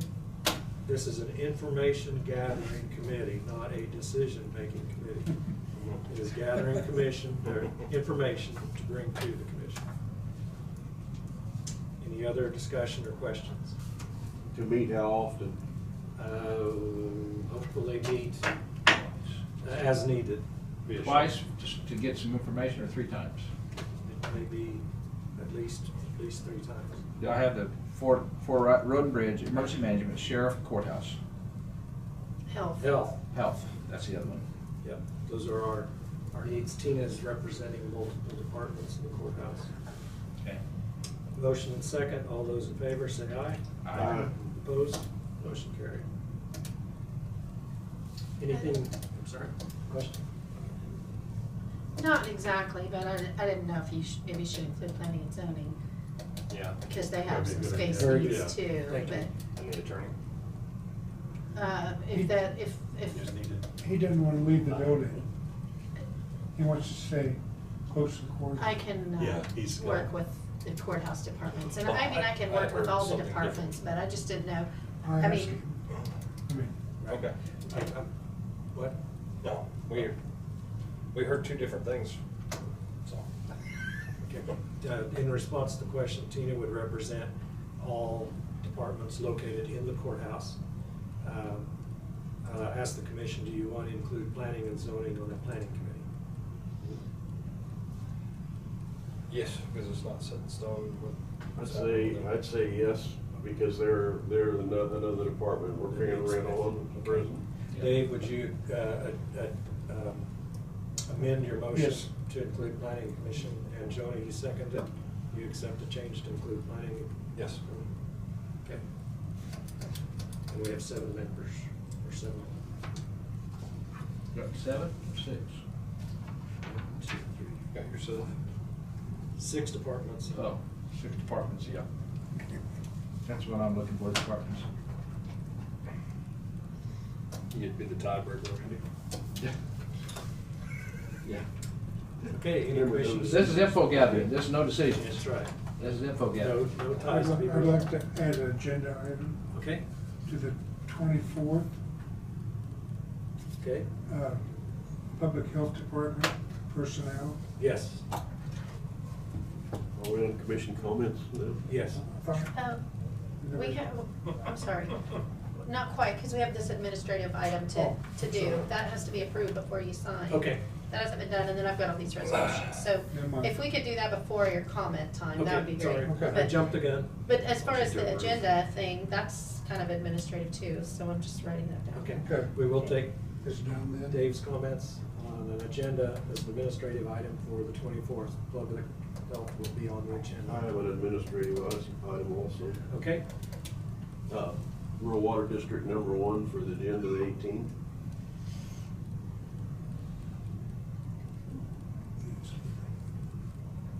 And when you get the agenda, if you let me know the time, well, I'll have the time, I'll let them know. What's the topic and how long? Rescue funds. I wouldn't put more than 15 minutes on Okay. it.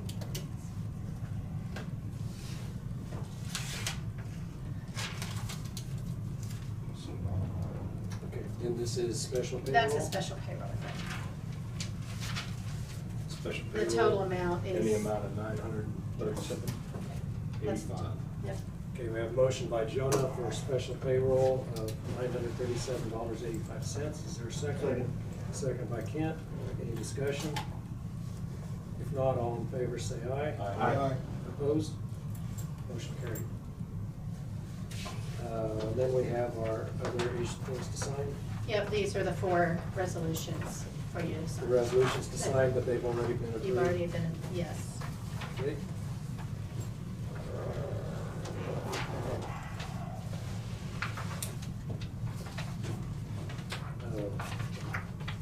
Does that have a wrong? Okay.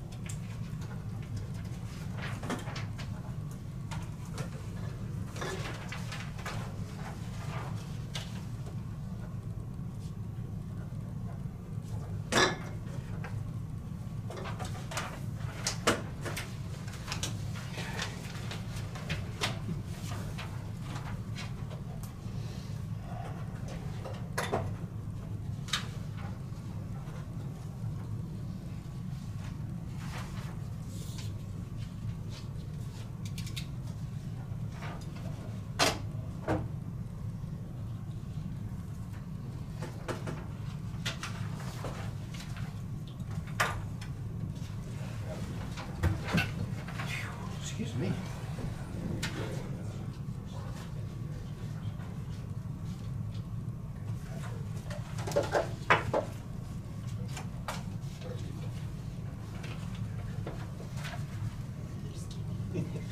It's there.